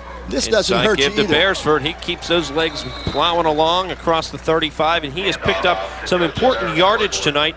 Again, Coach, nothing big, nothing fancy, nothing outstanding, but he's getting chunks, 4, 5, 6 yards. Yeah. This is going to be, they're running the trap. There's that little trap. He's following that front side guard, and they're running motion across to get a little bit of eye movement, maybe a little bit of step movement in the middle, and that trap's a good play for him. He's a threat. They can use him on the inside give to set up the option also. 2nd and 3 from the 27-yard line. I Here's like the pitch what they're again. doing, Ryan. Beresford leading Douglas. Douglas will get out to near the across the 45-yard line is where they will officially spot it. You saw the lead block from Beresford, but more importantly, trying to unleash Douglas with that speed along the outside. The 2 tight ends is causing Ohio problems. They're motioning across, and when they motion across, there's adjustmental issues that are going on with the Ohio defense, and that's leaving a corner to have to be picked up by their fullback, and I wouldn't want that, or a pulling lineman. So they're doing a great job. It's just awesome what's going on. Beautiful football. 2 tight ends again in an I formation, and Wharton Great this call. time will keep Great it. Call. Spins across midfield and pick up a couple extra yards after that. Another first down carry, good for 6, maybe 7 yards. They're going north and south, and they're killing the clock, which is what the game's all about.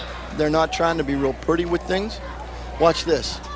And they've got them shook. I mean, they've got the Ohio team. They're playing off, not thinking that Wharton would be a factor on this play because he's either gone east or west, but not north or south. So Wharton has West Virginia across midfield. Now looking at a 2nd and 4. There's the guy to give it to. Beresford ahead. No one left in the secondary. Can he turn on the speed? Inside the 10, Mike Mamone drags him down at the 5-yard line. And if you heard earlier, I said that's the kid you could give it to on the inside base to set up the option. Watch what's going to happen. This kid's coming right off guard, and he's like a train. This is a fine runner. Quarterback, just a little give. There's the option fake. They don't even look for Beresford right now, and he's at the secondary. Great running, just a great job. Now they tell the fullback, if you get downfield, cut that thing across the grain. It may take you shorter to the goal line. 43 yards on that pickup, 1st and goal from the 6. Beresford remains in the game at fullback. Don't fool anybody. That's it, Coach. Wharton will give it to him, and Beresford another 2 or 3 right there. A clock continuing to wind here on Trinity time, closing in on 3 minutes as West Virginia tries to regain the lead. What happens now as the fullback carrying the ball as he has, and even that sneak has really secured the inside of the defense from Ohio. Now they're really thinking who's going to get the ball on the next play, because now they've seen the quarterback run the sneak, and they know the fullback is definitely a threat. Once again, 2 tight ends versus their goal line defense, and they're in a 65 defense down there, so we'll see where they're going to bring the ball. Wharton keeps it, but met, and Ohio not fooled that time. A couple of white helmets on him as soon as he crossed the line of scrimmage, as Tom Taylor looking on, trying to draw up a plan here on a crucial 3rd down and goal. What do you think here? The problem is this. I think that, and I blew this call when we beat Stonewall.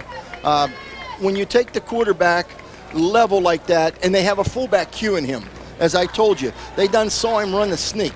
So now they're going to be alert for him, okay? I would much rather give it to the tank back there and see what happens. Now, once again, you've got Scherich over here one-on-one, and we'll see what they might want to do. This kid's had good faith down in this end zone, so we'll see if they're going to throw it. Now, they will. Now Wharton to the tight to end. the end zone. Stefano. Very good. Tiptoes, and he's in for the touchdown. Now, what Dawn was mentioning earlier, now you got some mismatches down there. You got, big Nicky Stefano coming out and running that little corner route, and they're playing a defensive back that's not as big as he is, and Stefano can run like a wide receiver. Great play fake action. Now, bring it in. He's going to come, and he's naked. Watch this. This is the naked boot. Now they're playing pitch and catch. Hey, Nick, run to the Honda, catch the ball. And that's exactly what went on. And they're doing the wise thing. Wow, kick the extra point. It's like a ping pong game right now, Ryan. Keep the ball on the table. Well, so far the ping pong game in the second half has been controlled by West Virginia. 2 possessions, 2 touchdowns, and a 7-point lead thanks to that man, Nick Stefano, headed to Duke University. But before he heads to play college football, he says, my work's not done here at the high school level, as he puts the Mountaineers ahead 20-13 on the Smitty's carpet scoreboard. Don Sloan down on the field. We talked so much previewing the Ohio skill players. Matt Wharton playing one heck of a game tonight, and it looks to me that the West Virginia skill players came to play themselves. Well, we knew about Nick Stefano coming in. We knew about Scherich from Brooke, but I think Matt Wharton's opening a lot of eyes, and Scotty Beresford out of Cameron. Here's a single-A guy that might not have got all the attention and press that maybe he deserved, but boy, he's playing against some of these top guys from Ohio, and he is getting it done. And this offensive line, anchored by the center, Sam Blatt out of Magnolia, that line, Coach B, is really impressing me with their job. And there are a lot of single-A and double-A players on that line. Listen, they win it at halftime. And as I said, they had an assurance they can play with these guys. Everybody come out and said Ohio's too big, they can't play with them. I think they went in and just said, hey, we can play with these guys. Now, one thing, Donnie, Beresford came from a single-A school. He's not a single-A guy. This guy can play AAA football. This is a good fullback. I don't care what you say. He either side of the river right now, if that kid was at either side of the river playing football, he could contribute. He'd be a player. He's something. He checks in at 6'1", 230, and boy, he's playing every bit of it, and running and blocking. He's had numerous key blocks. He was a heck of a baseball player for Cameron as well, playing catcher for the Dragons. Ty Platt comes across the 20, and yep, that's another Park guy, Justin Wood, on special teams, upending Platt and holding his return to a minimum. Ball will be at the 22-yard line. That last drive, Coach, we talked about long drives tonight. This one not as lengthy, 7 plays, 4 minutes and 26 seconds. Of course, the key play, though, the Beresford 43-yard run that set up the Stefano touchdown catch. Oh, guaranteed. Now, that little Wood fella from Park, I remember him as a sophomore. He was a tough customer as a youngster, so him making that play in the open field doesn't surprise anybody. So Ohio now having to go to work. Schaffer gives it to Chris Wilson, has a touchdown tonight. Now what's happening, Ryan, is West Virginia has made a fine adjustment. Now to the tight end side, they're bringing what they call a corner fire. Now you'll see number 20 coming off the corner, and Ohio is continuing to try to run their power game at them, and I think West Virginia is doing a great job of stuffing them up. Now the kid that's not accounted for was that outside backer, number 20, to the tight side, and they're hiding the weak side linebacker. I still think they can throw it. Like Nick Ongley hasn't touched the ball yet tonight either. So Schaffer scrambling, firing to the middle of the field, complete. And that'll be enough for a first down. That's Shane Rose of Wellsville. Another catch for Rose, and Ohio now. You let the kid that just threw the ball do what he does best. Right now, you saw him. That's what makes this kid what he is. He scrambled over there, and he needled that thing into the receiver. Now here we go. They're going to give him the chance to run the ball. And once again, I'm not going to argue with them on that play, but that's one I don't know if I'd want to use right now. I think you got to drive off. We used to run a play called a sprint keep, but you got to drive that secondary off and fake the sprint. I think that's their thinking on that.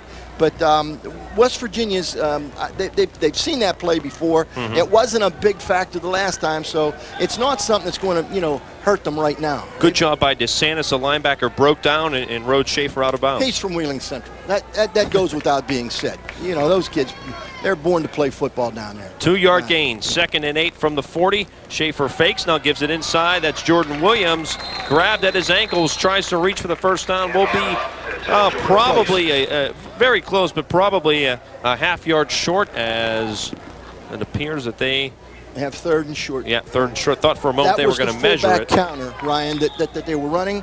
Now you'll watch. Now this time they blew Matt DeSantis. We won't see it. See, there comes Matt around the play. And that's what I was mentioning to you on those stunts. Sometimes you take a very quality player and you get him out of the play because of design of the stunt. Now, time ticking away here in the 3rd. They do get one final play off. It's Chris Wilson, and Wilson will get forward for just enough yardage. Did pick up the first down. If he makes it, it's just going to be by the football, and that's it. Yeah, I think, yes, he's got it. He's got the first down. So they credit him with the first down. But the story of the 3rd quarter, West Virginia, 2 offensive possessions, 2 touchdowns, and the Mountaineers are now 12 minutes away from snapping an 8-game losing streak that dates back to 1994. We will have the 4th quarter for you, plus the Health Plan's $10,000 kick when we return. Your score on the Smitty's Carpet Warehouse. West Virginia 20, Ohio 13. We're back down live at the field at the OVAC All-Star Game, Wheeling Island Stadium. I'm joined by Dave Matthew of the Health Plan. And Dave, we've got something now that has really become a tradition and a big part of this football game. Oh, yeah. What happens here is Opie's got to make a field goal from 45 yards, and we'll be happy to present him with a check for $10,000. That's not too bad. The OVAC Health Plan $10,000 kick, and my kicker's back here, and you don't need they just call him Opie. Yeah. Opie Namath, and you're out of Caddis. And you did this 4 years ago, and the result wasn't pretty. Can you make it up this time? We're hoping. I mean, I got wet grass. I just hope I don't slip and fall. Well, you've got the excuse, the wet turf. Now he won the Tough Man competition a few years ago here in Wheeling. What's tougher, the $10,000 kick or the Tough Man? Probably a $10,000 kick. Well, let's do it. Here he is. He's Opie. How about a hand for Opie?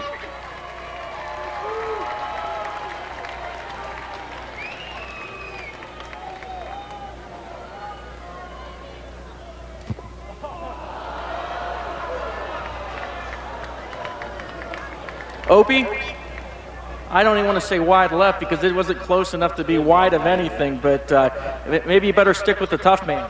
I think I better. But Opie Namath, Dave Matthew, tell me what he wins. He still gets $500 for his efforts. So the long distance $10,000 kick, Opie Namath didn't quite make it, but hey, thanks a lot for trying.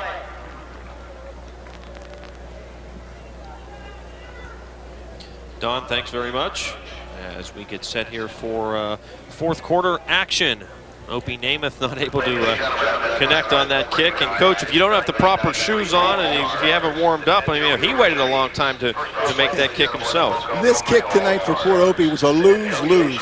First of all, he didn't have the right shoes, and the field was wet, and there's just a whole lot of things against it. And how long did he stand around waiting to do this tonight? And he doesn't have a net over here on the sideline to work on. So there's just a lot of things. I'd like to see the guy get it because when somebody like that makes the kick, it's more fun than when they bring somebody in that's a kicker, as has happened before.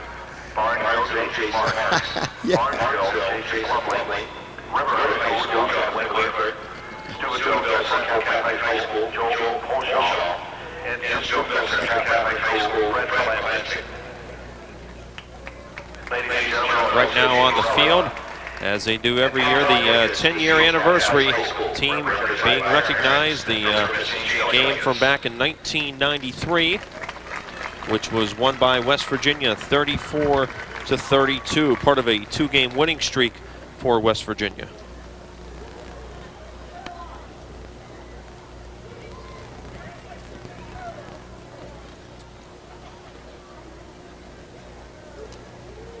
And now, ladies and gentlemen, let's recognize the West Virginia All-Stars. Those were the players from Ohio, and now the West Virginia All-Stars from that year. And Jim Showfield was also assistant coach for Ohio tonight. Tom Lyons and Glen. The West Virginia All-Stars from Bishop John Jason Kocher. From John Marshall, Matt Madonna. From John Marshall, Evan Bush. From Consolidated High School, Bryan Wharton. From Wheeling Central, Curtis McGee. From Wheeling High School, Jim Sauer. From Wheeling High School, Tim Midget.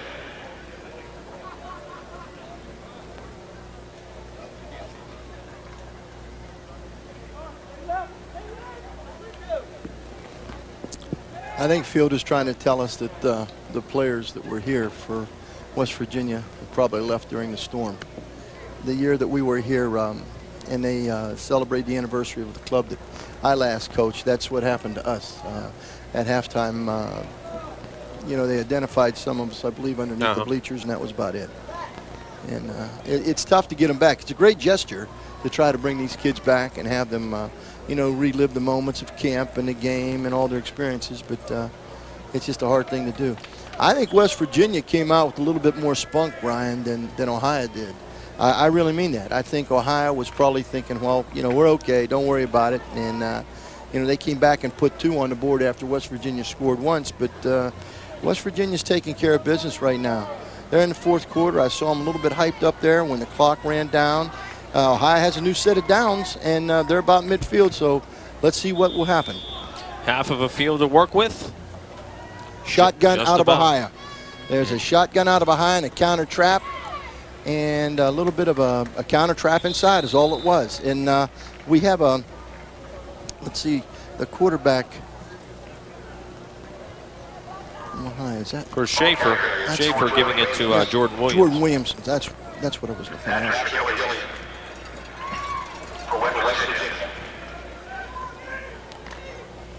How about Bane? Man, he's not that bad. Okay, now Ohio's going into some different sets right now. Now we have a gun trips with the sidecar to the trip side, and they're not running the ball. Yeah. Okay, now here's some of Rodriguez's stuff. He's supposed to key that end over here, and that end stayed there and strung him out. And Schaffer upended, taking a hit on his knees as he was hit by 2 defenders at the 45-yard line, and a little gingerly walking around, but appears that Schaffer is okay. He's a tough kid. Now, once again, if I'm the Worcester coach, I'm thinking, Coach Bruney, let's not use him up right now. And the defensive end did a great job. You could see Rocchio, messing things up for him, and then that secondary support came around. So he did a great job on stringing that play. Let's see if they don't go to the wide side of the field, which is to the top of the screen now. They'll keep it on the ground. It's Wilson. Wilson through, ducking through, and some important yardage again. He'll have enough for the first down inside the 40. That's what I was saying. Ohio was kicked, or West Virginia had their defense kind of set to the tight end on that, and they gave the isolation back inside to Wilson, and he's a good little squeegee back. Now you'll see the fullback come up through, and he's running the counter away, and a good trap and follow block by the offensive line. The Ohio offensive line people have done a great job with these kids. Their blocking's very well. Now here's the power again, and this is Wilson, but that's great play on DeSantis. Did you see how DeSantis played the cutback? He followed his rule on defense to the letter. Ball goes away, I stay, I have cutback coming to me. It was just as good as it could be played. Nice job there, linebacker. Boy, when you see a kid play something like that, it just makes you feel so good. And Matt DeSantis, not only linebacker, but center. And last year in the first round of the playoffs, Coach, he actually scored a touchdown off of a fumble. Put on a clinic. Scooped it up and ran it in as Wheeling Central. I got to watch him. Won that first round playoff game en route to a state title championship here on this field. 2nd and 9 for the 37. Short drop for Schaffer to the outside. And he's got Abbott. Abbott breaks free from one man inside the 20. Finally brought down inside the 10-yard line. So Ohio now starting to use some of their weapons. This is a young man at Sloan. Talked this is about a young man at Sloan he was talking about, and boy, he is a receiver, and you can see why. He did put a real nice move on Cecchini. Cecchini didn't break down in the open field. Now, Anthony is a good open field tackler. This is on the money. Watch, you got to break down. Abbott just works inside, protected the ball, and then brought the ball downfield. And then, of course, the secondary people came back to stop him from going for the score. And Dave Bruney's had to coach against Abbott every year. Ferry and River play each other, so he knows what Abbott can do, and there you see it. This time he's got Platt split down to the near side. 29 yards on that Watch pickup. the fullback First get the ball. What did I tell you? Yep. They spread him out. He's still on his feet. What did I tell you? Touchdown. It appeared for a moment that he was going to be brought down, but you talk about keeping your legs moving.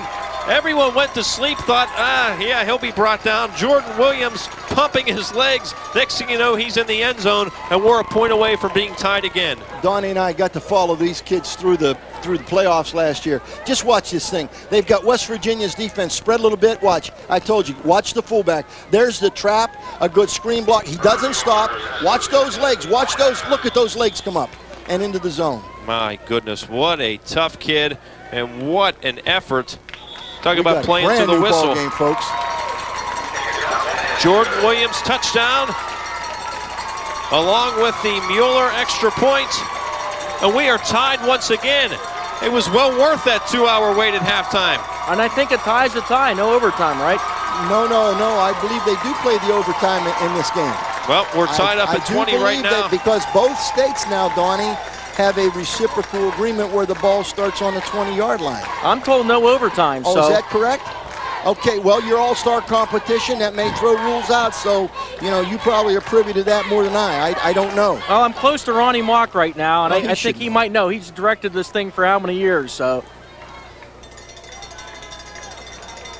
Tied up at 20. There's There's Ron Mock. Hopefully can clarify that for us. That drive, 10 plays, 77 yards, 4 minutes and 31 seconds. The capper, the 8-yard touchdown run by Jordan Williams. And Bob Cook is now the game director, so I'll double check with him. But I think no overtime. But boy, I don't think that'll happen. I think somebody's going to pull this one out. Don't you think, Coach? Oh yeah, things are happening too well. I mean, we've got almost 10 minutes left. 9:43. There's a lot of football to be played. Remember the thing that I was talking to you at halftime? There has not been, well, one break in the game. And that's been in West Virginia's behalf. Now a break either way could be something for either team. And, you know, again, I like the Douglas kid as a return boy. If I was a high, I wouldn't be kicking it to him. But it seems, well, they're going to get it to the middleman on this. That's and Wood. they got it to Jaquez. Gives it right to yes, Douglas. Sir. Why not? Douglas Why not? trying to move to the outside. Nice job, though, on special teams. Nick Ongley of Shadyside, first time we've called his name tonight. Also Aaron Bane of Indian Creek out there downfield, because we all know Douglas turns that corner. He's tough to bring down, especially in the open field. He just does so much. See, the ball's coming down. They got it to the middle man, but I figure they're going to try and get it in to Douglas's hands somehow, which is what you want to do. And see, he's got the stutter step ability, and then he's back at full stride. Now, see the boundary, how he runs the levels and so on. He does it so well. He's got that good lean, runs with his hips. From the 25, 1st and 10. Now, see, that isolation inside is tough for them to run. Ohio is kind of physical up front, but their linebackers fill so well. And that's, I believe, Williams from up at Beaver Local. And as I was talking about earlier, Donnie and I got to follow Local through the playoffs last year. And those guys are the real deal, Ryan. Oh, yeah, Richie Wright. We had a great time on that team, and Richie Wright's done a great job with Beaver Local. And I'll tell you what, they should be good this year again. You will note a new quarterback. 2 tight ends. A new quarterback in the game for West Virginia is Robby Jones, and we will have one of what has been very few penalties tonight, especially mental mistakes, jumping before the snap for the Mountaineers. You got a new quarterback. You got a new quarterback. You got a different rhythm in the cadence.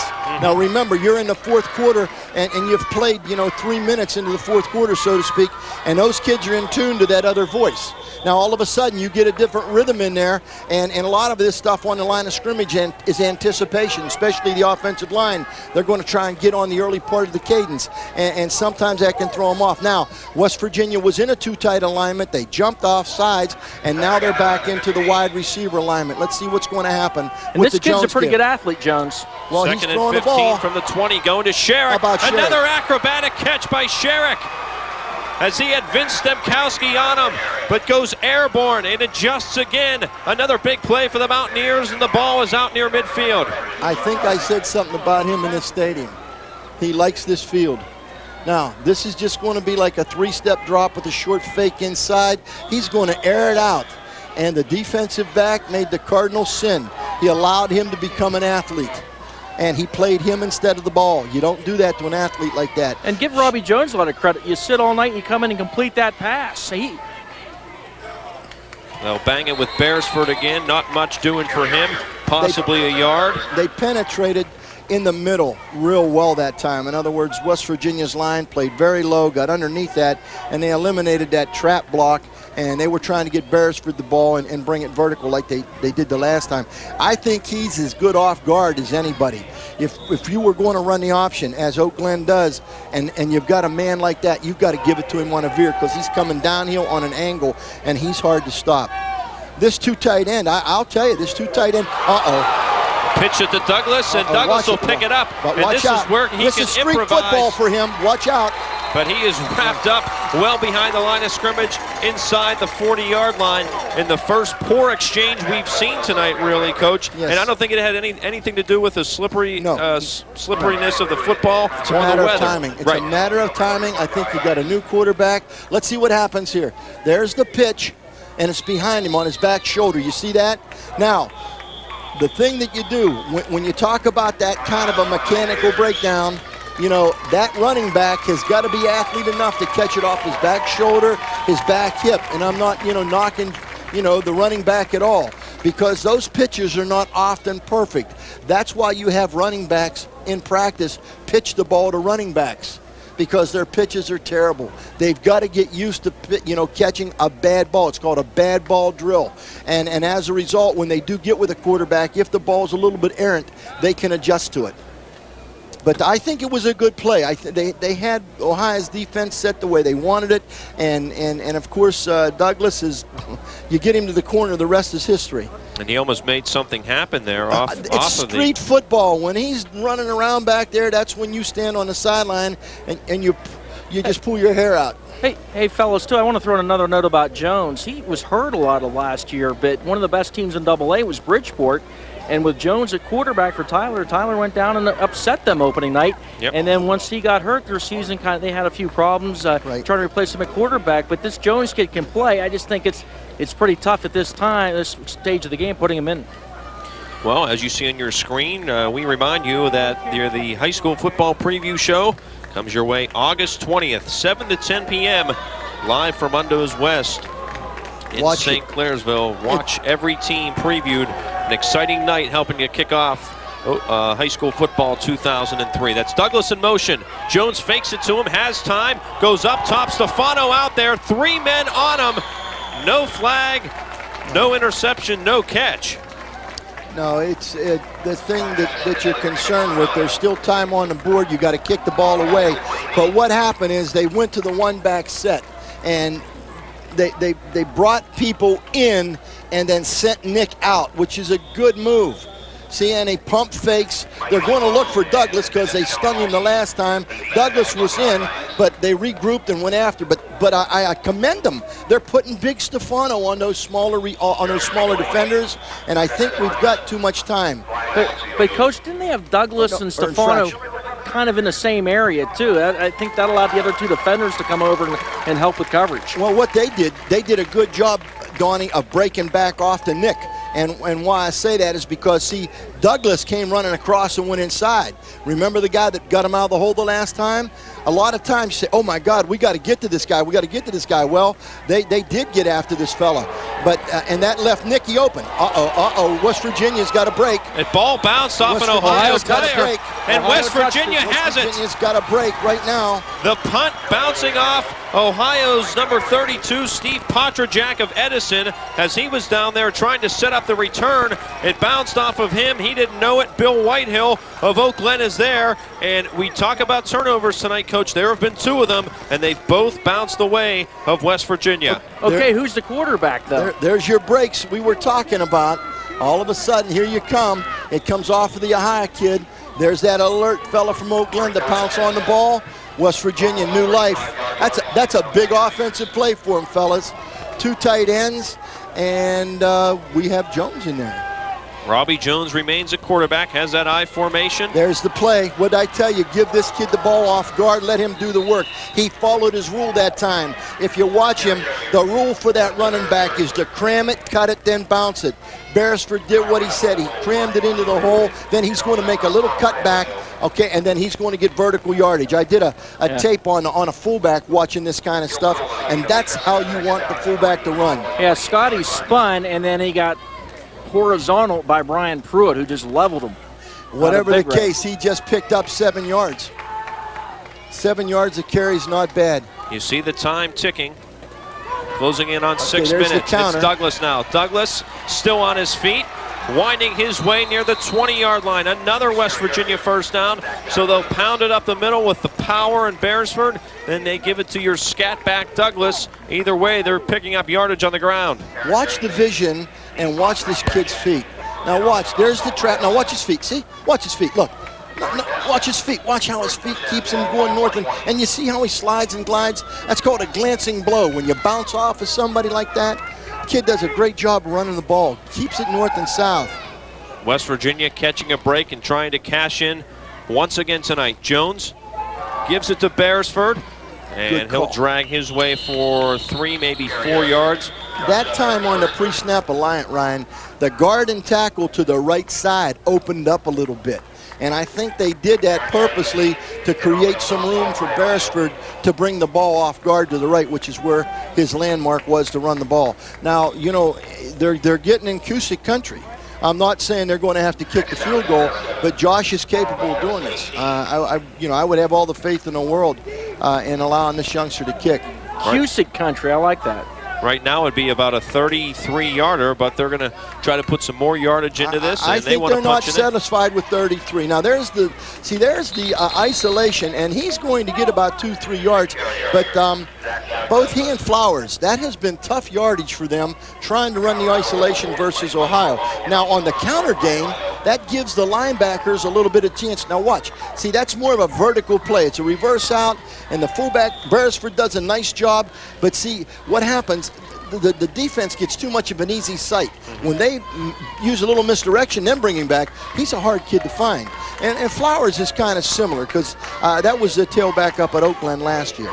Two tights again. I like the call. I like the alignment. From the 14, it's And 34. there's the big man. It's Beresford again.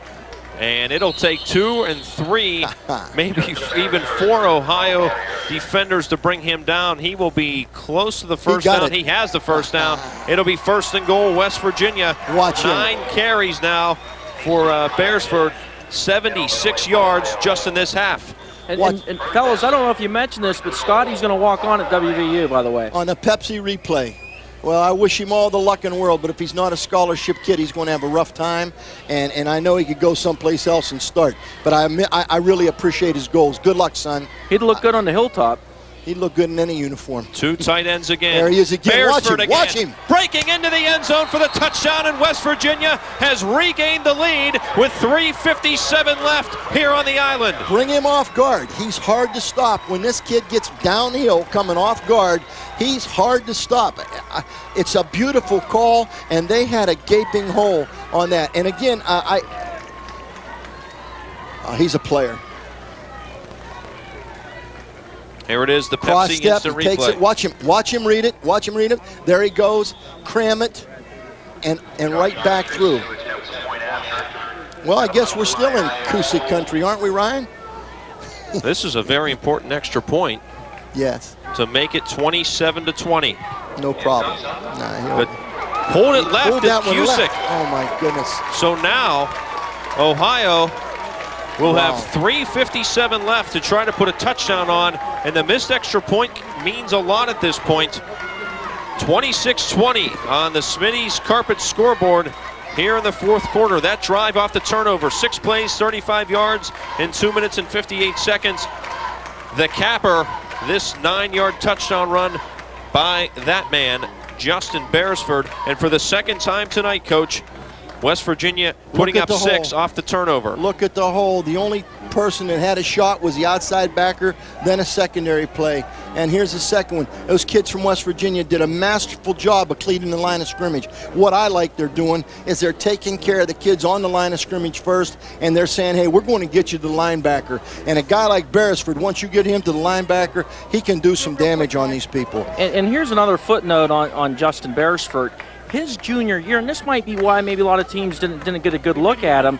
He set out, in the preseason broke his ankle, I believe it was, and only played the last 2 games of the year. In your junior year, Coach, correct me if I'm wrong, that's when coaches look at you. So here's a kid that missed, he missed 8 games, played the last 2, and then had a good year last year, but that's a little late in the game for some folks. Tonight's the night when somebody finds a guy like him and says, hey, somebody's not coming. How about coming to our place? We're going to give you meals in a room, and we're going to pay for your education. He's well worth it. It's a pretty nice kick. That ball's going to be inside the 5. That's a lot of turf to run back now. Stemkowski still on his feet as he crosses the 30. And a nifty return out near the 33-yard line. 3:48 left for Justin Schaffer and Ohio as the pressure on the Buckeyes to put this thing in the end zone. Can I throw out one name? Throw it out. Go ahead. Keep an eye on this guy, Nick Ongley. Remember the miracle at Meadowbrook? Danville had Shadyside beaten, and he ended up being the go-to guy and caught a couple big passes that led them to that win. And Ongley's a prime-time player. You might see it in his hand for a possible tying touchdown. He's in the slot right now, locked in with Kyle Lowers, who's had a sensational game of his own on defense. Schaffer, though, will give it and keep it on the ground to Platt. West Virginia not fooled in the least bit. Maybe a yard for Platt. Platt has been on the bench too long. West Virginia has kept their offense off the field. Platt earlier in the game was running a cutback off of that. They were running the power, and then Platt would make a little bit of a cutback for yardage. He did not have the mental presence. He didn't have the routine to do that. Ohio jumped into an unbalanced line with trading the end over. That was only his second carry of the half. That's Znevic in motion, now resets on the right side. They've got to They play fake off it of to this that to side. run. Schaffer looking to keep it. Pursued by Johnston of Weir, and he remains in bounds. Very crucial there, keeps the clock moving as he crosses the 40-yard line. Not enough for the first down. A big time third and just about two, less than two, coming up for Ohio as you see the Trinity time tick inside of 3 minutes. It's 4 downs. It's 4 downs. Great play, nice call. Now you want the quarterback to get out of bounds, but he's not your kid. You haven't had him all year. You know, you want to hope that he had some presence. Now, the pursuit is really what hurt him. Everything out in front was good. Now he's going to try to run the boundary. He's going to try and run the boundary. Schaffer puts that arm out, and you see the strength there by Schaffer as he turned the corner. He was pushed, initially met behind the line of scrimmage by Ryan Vucelik of John Marshall. You see him use the stiff arm, and that allowed him to pick up the necessary yardage for the first down. Great job by Vucelik. He just strung that thing out. That's the guy you tell him, don't let him get around you. Don't let him get around you. And he's a track standout, and he showed that speed there, Coach. Oh, yes. A great play. Kept it going east and west as long as he could. And then Schaffer just did a great job getting the first down. Let's face it, he did a nice job. Now they're doing a double out and up. I don't know what's going to happen here. It's going to be a completion. Caught by Anthony Antonucci of Toronto. He'll go the distance for the touchdown. 54 yards. Don, we've been waiting all night for the big play. When would Ohio explode with their offense? We finally see it here in the late stages of the game. Donnie, double out and up. If you'll recall, we saw him play against Wellsville in the rain last year, and Wellsville played him really tough, and I think he made a big play up there. Now, you're going to get drop back protection, and this is an out and up, and he buys time. Watch Schaffer, and then he throws that thing over the top of the head. Now, once again, now Cecchini's a shorter receiver out there, or a shorter defender, and this kid's a player. So he gets the ball and makes the big reception. And now the all-important extra point by Urs Mueller. This will put Ohio ahead and break the tie, but it's blocked. West Virginia comes through with a huge special teams play, and we remain tied at 26 with 2:06 left here in the ball game. And Kusic's got life. All right, now if West Virginia can get something happening and get him downfield, maybe he'll have a chance to come back and chip one through. Let's see the block. Let's see who got their hand or Usually hands on it. It's going to be hard to see where they came from. It looks like they're coming from the middle. Yeah, big 72. Big Skrypek from Wheeling Central. Where's he from? Those Wheeling Central guys have played great. They don't know how to play football. They're born playing football over there. Here's a footnote, as Paul Harvey would say the rest of the story. The player that fumbled, setting up the first West Virginia touchdown, Anthony Antonucci.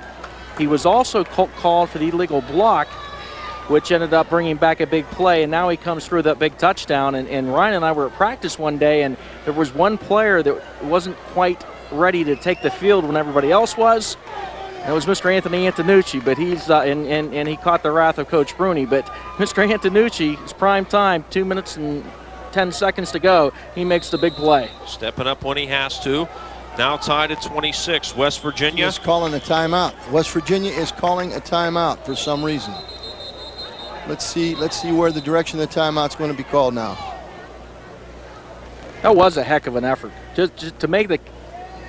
Yes, they are. West Virginia's calling a timeout, and on the board, I thought they had used one prior to this. The board says 3 apiece, but I don't know. I thought that they had to burn one earlier in the game, earlier in the half. Well, I think for more reasons than one, this will go down. They did. Now they're down to one timeout. Down to one timeout. Yes, sir. I think this will go down as one of the more memorable OVAC All-Star games. I think right with the one that Rick Blake coached when West Virginia won at the end of the game. I think Art Miller scored a game-winning touchdown. From Weir High. 34-32 game, as we mentioned back in '93. Last year's game, guys, we were all here for that, and it was a dandy as well. Came down to the last drive. Ohio winning by a touchdown. Don, you think it's a well-coached game? You think people are surprised by what we're seeing tonight on the scoreboard? I am. you and I were at practice. Neither one of us expected this, and I'll tell you what, West Virginia, they showed a lot of heart. And what's impressed me, we talk about Wharton at quarterback, but you've had a couple offensive linemen that are Oak Glen kids that have been in there. Yep. And you had Fowler and Strypeck, those Wheeling Central kids, and I think those two and DeSantis are really making a big statement for just how good Wheeling Central was this year. Hey guys, I coached this thing 2 times, once as an assistant, once as a head coach. We never lost. We didn't go in here thinking we were going to lose. West Virginia didn't come here to lose. These kids have played hard. You can see it. Their results on the board are showing up good. This has been a great evening. This is a great football game. You saw the best halftime show that yet I've ever seen in this ball game. I've seen them all except for the ones I've coached, and it's because of Jay Drury and Aaron Sisk, because they're outstanding. They had a great group of kids. Jay Drury was at Brooke. Now he's got a doctorate from WVU, and Aaron was at Brooke. Now she's at St. Clairsville. They're outstanding people. When they said those kids were coming out to play, I was standing here, and I about got run over. They were chomping at the bit. They were so excited to get out and play. We should have filmed the directors on the side, Donnie. They were jumping up and down, giving high fives, throwing towels. Big J was swinging a towel around down there like a rally rag. And I was telling Rec up here, I says, I had goosebumps watching those kids play. Now they've got Mike Mamone holding the football. He dislocated one of his fingers before the game. Maybe he's not the right guy to be holding the football. I hope it's a good finger. And how about this? Urs Mueller, our foreign exchange student from Switzerland, and here he is. So what a night. It's been a tremendous night, and it's not over as Mueller kicks it kicking the ball high deep. and deep. And it's Douglas on the run up at the 5. Watch him. Watch him. Watch this guy. He's hungry. He brings it out beyond the 30. Not a bad return. You know, you like to hold him inside the 30 if you possibly can. And, this is his kind of thing to do. I like the way the kid runs. He's got good body lean. And as I said, his feet are busy. They're north and south feet. That's what I like about him. Well, Dave Bruney, undefeated in this game as a coach, lost as a player in 1969, was the captain of the Ohio team.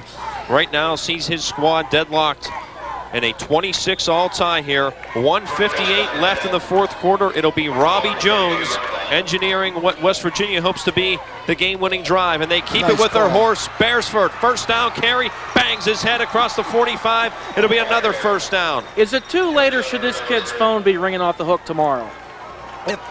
If I'm starting to college tomorrow, I got to call him. I got to call him just to see what he's going to do for a while. I went to Clarion. He'd look good in blue and gold. He would look good any place, Donnie. This is what I'm trying to say.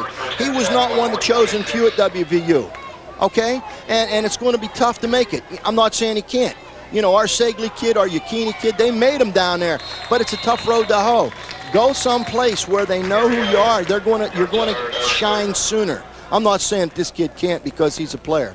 And again, but when he leaves here, he's going to be stepping into a whole bundle of kids down at WVU just like him.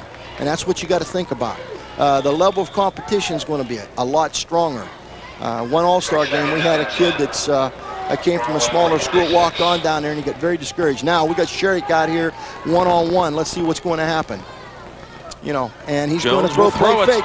He wants Scherich. Mamone's on him. Oh, Scherich almost came back and made another sensational catch as he went airborne, incomplete. Minute 4 left and a 3rd and 10 coming up. The free safety. Now, there's something wrong with Mamone, and the free safety tried to get back in to play on that because, it was almost a given that they were going to try to do something to the Scherich kid because it's going to be an isolated one-on-one, and they're not fooling. They're getting protection and hold to one side. He's going to throw it out. Now, watch Scherich go for the ball. And this is great. He played a lot of basketball, but he's a football player. Maybe you go there again because Mamone came out. He got hurt on that play. They got a new guy in. I would drop this outside linebacker if I was them, but they can't afford to. Oh, no. Oh, and it's intercepted. Picked off of that short screen, and going the other way with it is Martins Ferry's Michael Edwards. The play of the game. What did we talk about breaks? None of them have gone for Ohio. Okay, now there's something about throwing the ball laterally when you got to bring it downfield. There's all kind of old coaches' rumors, things you don't do. This is called a waggle screen. They're going to set up the waggle away. Okay, he's going to look waggle in. that defensive end. Now, let me tell you something. You've seen a couple good things. Like we talked about DeSantis earlier, playing the stay-home game. This kid just did the same thing. Spread them out. Look for the fullback. Look for the fullback, Ryan. Look for the trap inside. And it's Jordan Williams. That play started at the 12-yard line. Three We're timeouts. ticking inside of 50 minutes. Timeouts. As you mentioned, 3 timeouts for Ohio. They'll spend one here. Dave Bruney and company getting the biggest play of the night so far as turning points go, are now in position with a 2nd and 4 from the 6-yard line to win this football game. Their wisest thing in behalf of Ohio's offense right now is to keep the one back set, because whether West Virginia wants to or not, they're spreading the field for them. You know, if I had the Beresford kid right now, we would do the same thing. We used to try to do this with a little kid named Jeremy Roberts, who played up at home a long time ago, and we got that same kind of mileage out of that guy. You've got nice fullbacks, as Sloaney alluded to earlier. You know, you've got nice fullbacks to select from, and they're just good kids that can hammer out inside on both sides of the ball, West Virginia and Ohio. Now it's going to be 2nd and about 3. They can get a first down, and with the ball laying on the 5-yard line. 2 timeouts, plenty of time. Got plenty of time. And the West Virginia offense looking on, helpless at this point, as and they played a great game. I mean, yeah. What a football game. You know, we talked to Coach Linsky after the game, and then I went in to see Justin Edwards after the game last year. My heart opened for him, for the game that he played. And then, of course, we had some fellas that I knew pretty well on the club. Try to pop a sneak right here. Coach Bruney, what do we have for the play? This try to pop a little sneak. This is good. Watch what's going on. Keep the fullback in the middle. Quarterback sneak. One back. They'll do well. They'll do well. And time is called. Looks like the play clock was down to 0. Now they want to reset it. That's what I was going to say. It was never reset, Ryan. Yes. Good call on your. Now what happens? Will West Virginia regroup? Now there's Sugar in the backer. Okay. Schaffer pushing. Close to a first down. Inch his way closer to the first down. 32 seconds you see on Trinity time. Another timeout called by Ohio. They will have 1 remaining. Each team now with 1 timeout. Urs Mueller. I don't see him. I would anticipate he's warming up on the sideline. Can't see him from our vantage yes, point. He has been warming up. I've been watching him down at the bottom of the bench where Ohio is. There he is. Yes, he's been loosening up a little bit and doing some kick on air. You know, a lot of times that's something else you don't have for an all-star game. That net is money in the bank. You should have a sideline net, and of course all-star teams and all-star games don't necessarily sponsor those all the time, but that's something you want to have because the kicking game is so much a part of this thing right now. Now Ohio can go and get a first down and stop the clock, thus hold their hold that timeout. Now let's see if Platt doesn't go right. If everything holds true, it'll be power right. No, it's power left. And it's Jordan Williams. Williams is in for the go-ahead touchdown. His 2nd of the night with 28 seconds left. Ohio has the lead. Hey, Sloaney, they put a fullback at the far running back. What a great job of coaching. And they had to defend him coming at him because they had 2 fullbacks to one side. They let Platt become a lead blocker. Now they're coming left. Now Platt, who usually catches the ball, he shows he can block also because he's got a free lane to the zone right now. Now Mueller. And this extra point is big to make it a 7-point game. And it's blocked again. He's kicking the ball low. In other words, he's not getting trajectory, and the ball just cleared the offensive line, and that's not good. On a field like this, Ryan, it is so important because it is damp to get under the ball. If you don't get under the ball because of the wet conditions, it's going to hang low to the ground. Well, the Smitty's Carpet scoreboard: Ohio 32, West Virginia 26. 28 seconds left in this ball game. Okay, let's first talk about the kick. Do they squib it? You certainly don't want to kick it deep to Douglas. I don't kick the ball to Douglas. I probably put the ball on a hash and try to kick it down a hash mark. I would rather give him the ball on the 40 than let him run it right now. There he is. And that's not my intention. Douglas will be back deep. West Virginia coach will have 1 timeout remaining. Yes. And what you want to do, you just, you push the ball through to these kids that do not have the ability of that youngster back there. Get the ball through the first wave, because West Virginia's wedge is going to try to get, Douglas open. So the big thing is right now, get it through the first row. Kicking it deep gives this kid an opportunity to show his God-given talents.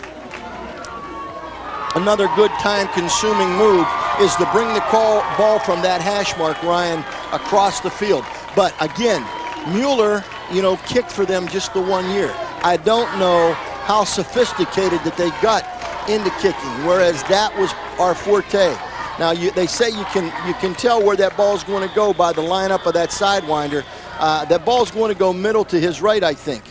Oh, but he's doing a good job of squibbing it.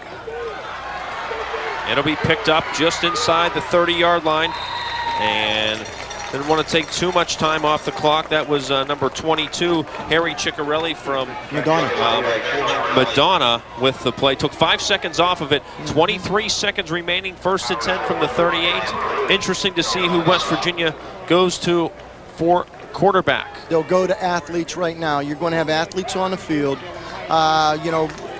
who they feel can get the ball deep. Hey, they have confidence in Jones. It's a one-back. I don't know if they're going to want to run the draw. I think they're going to try to get the ball downfield.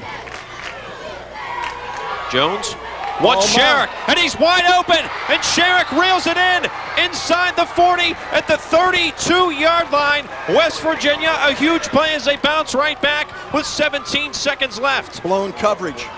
They had a squat coverage over there. Either that or was man-to-man. Watch what's going on. He lays it out. Jones puts it on the money. Watch the defensive back get caught way up front. Where's the safety man?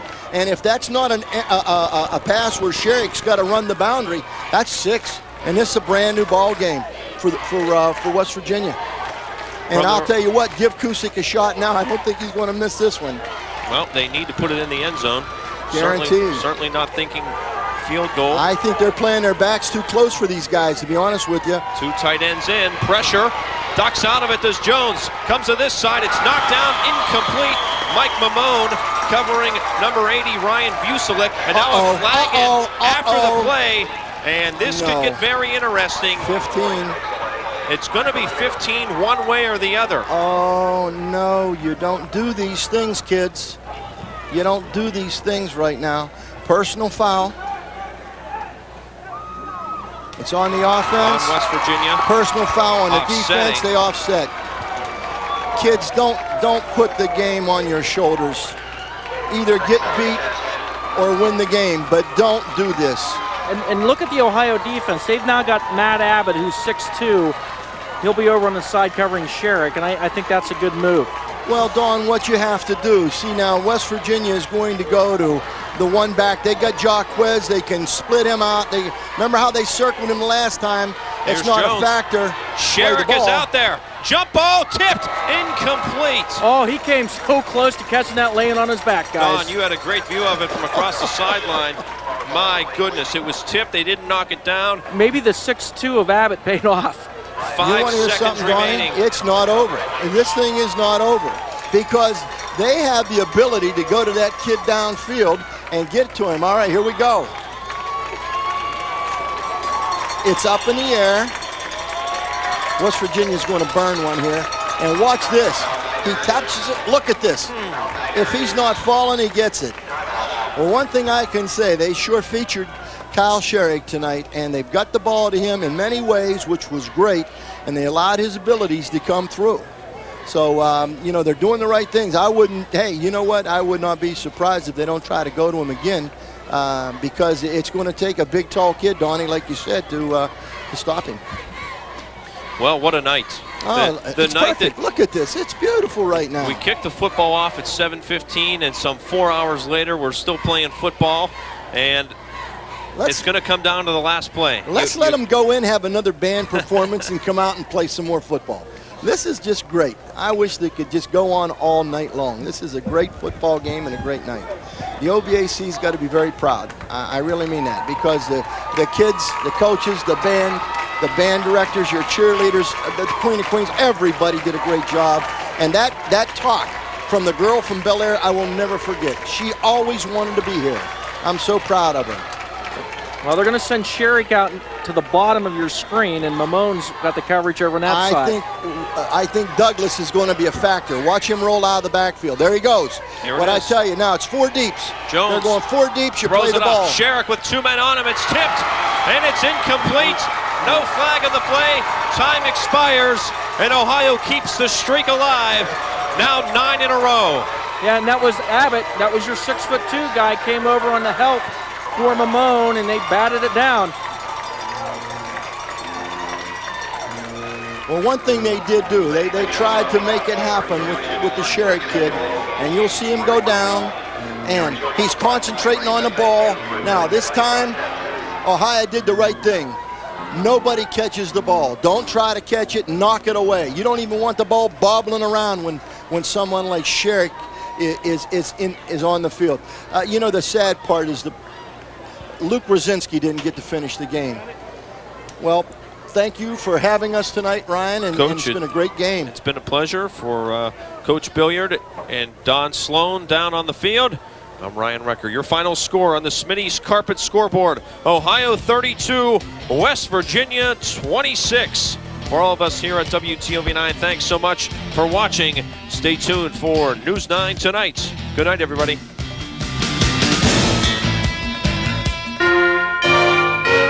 News 9 is everywhere. This is News 9.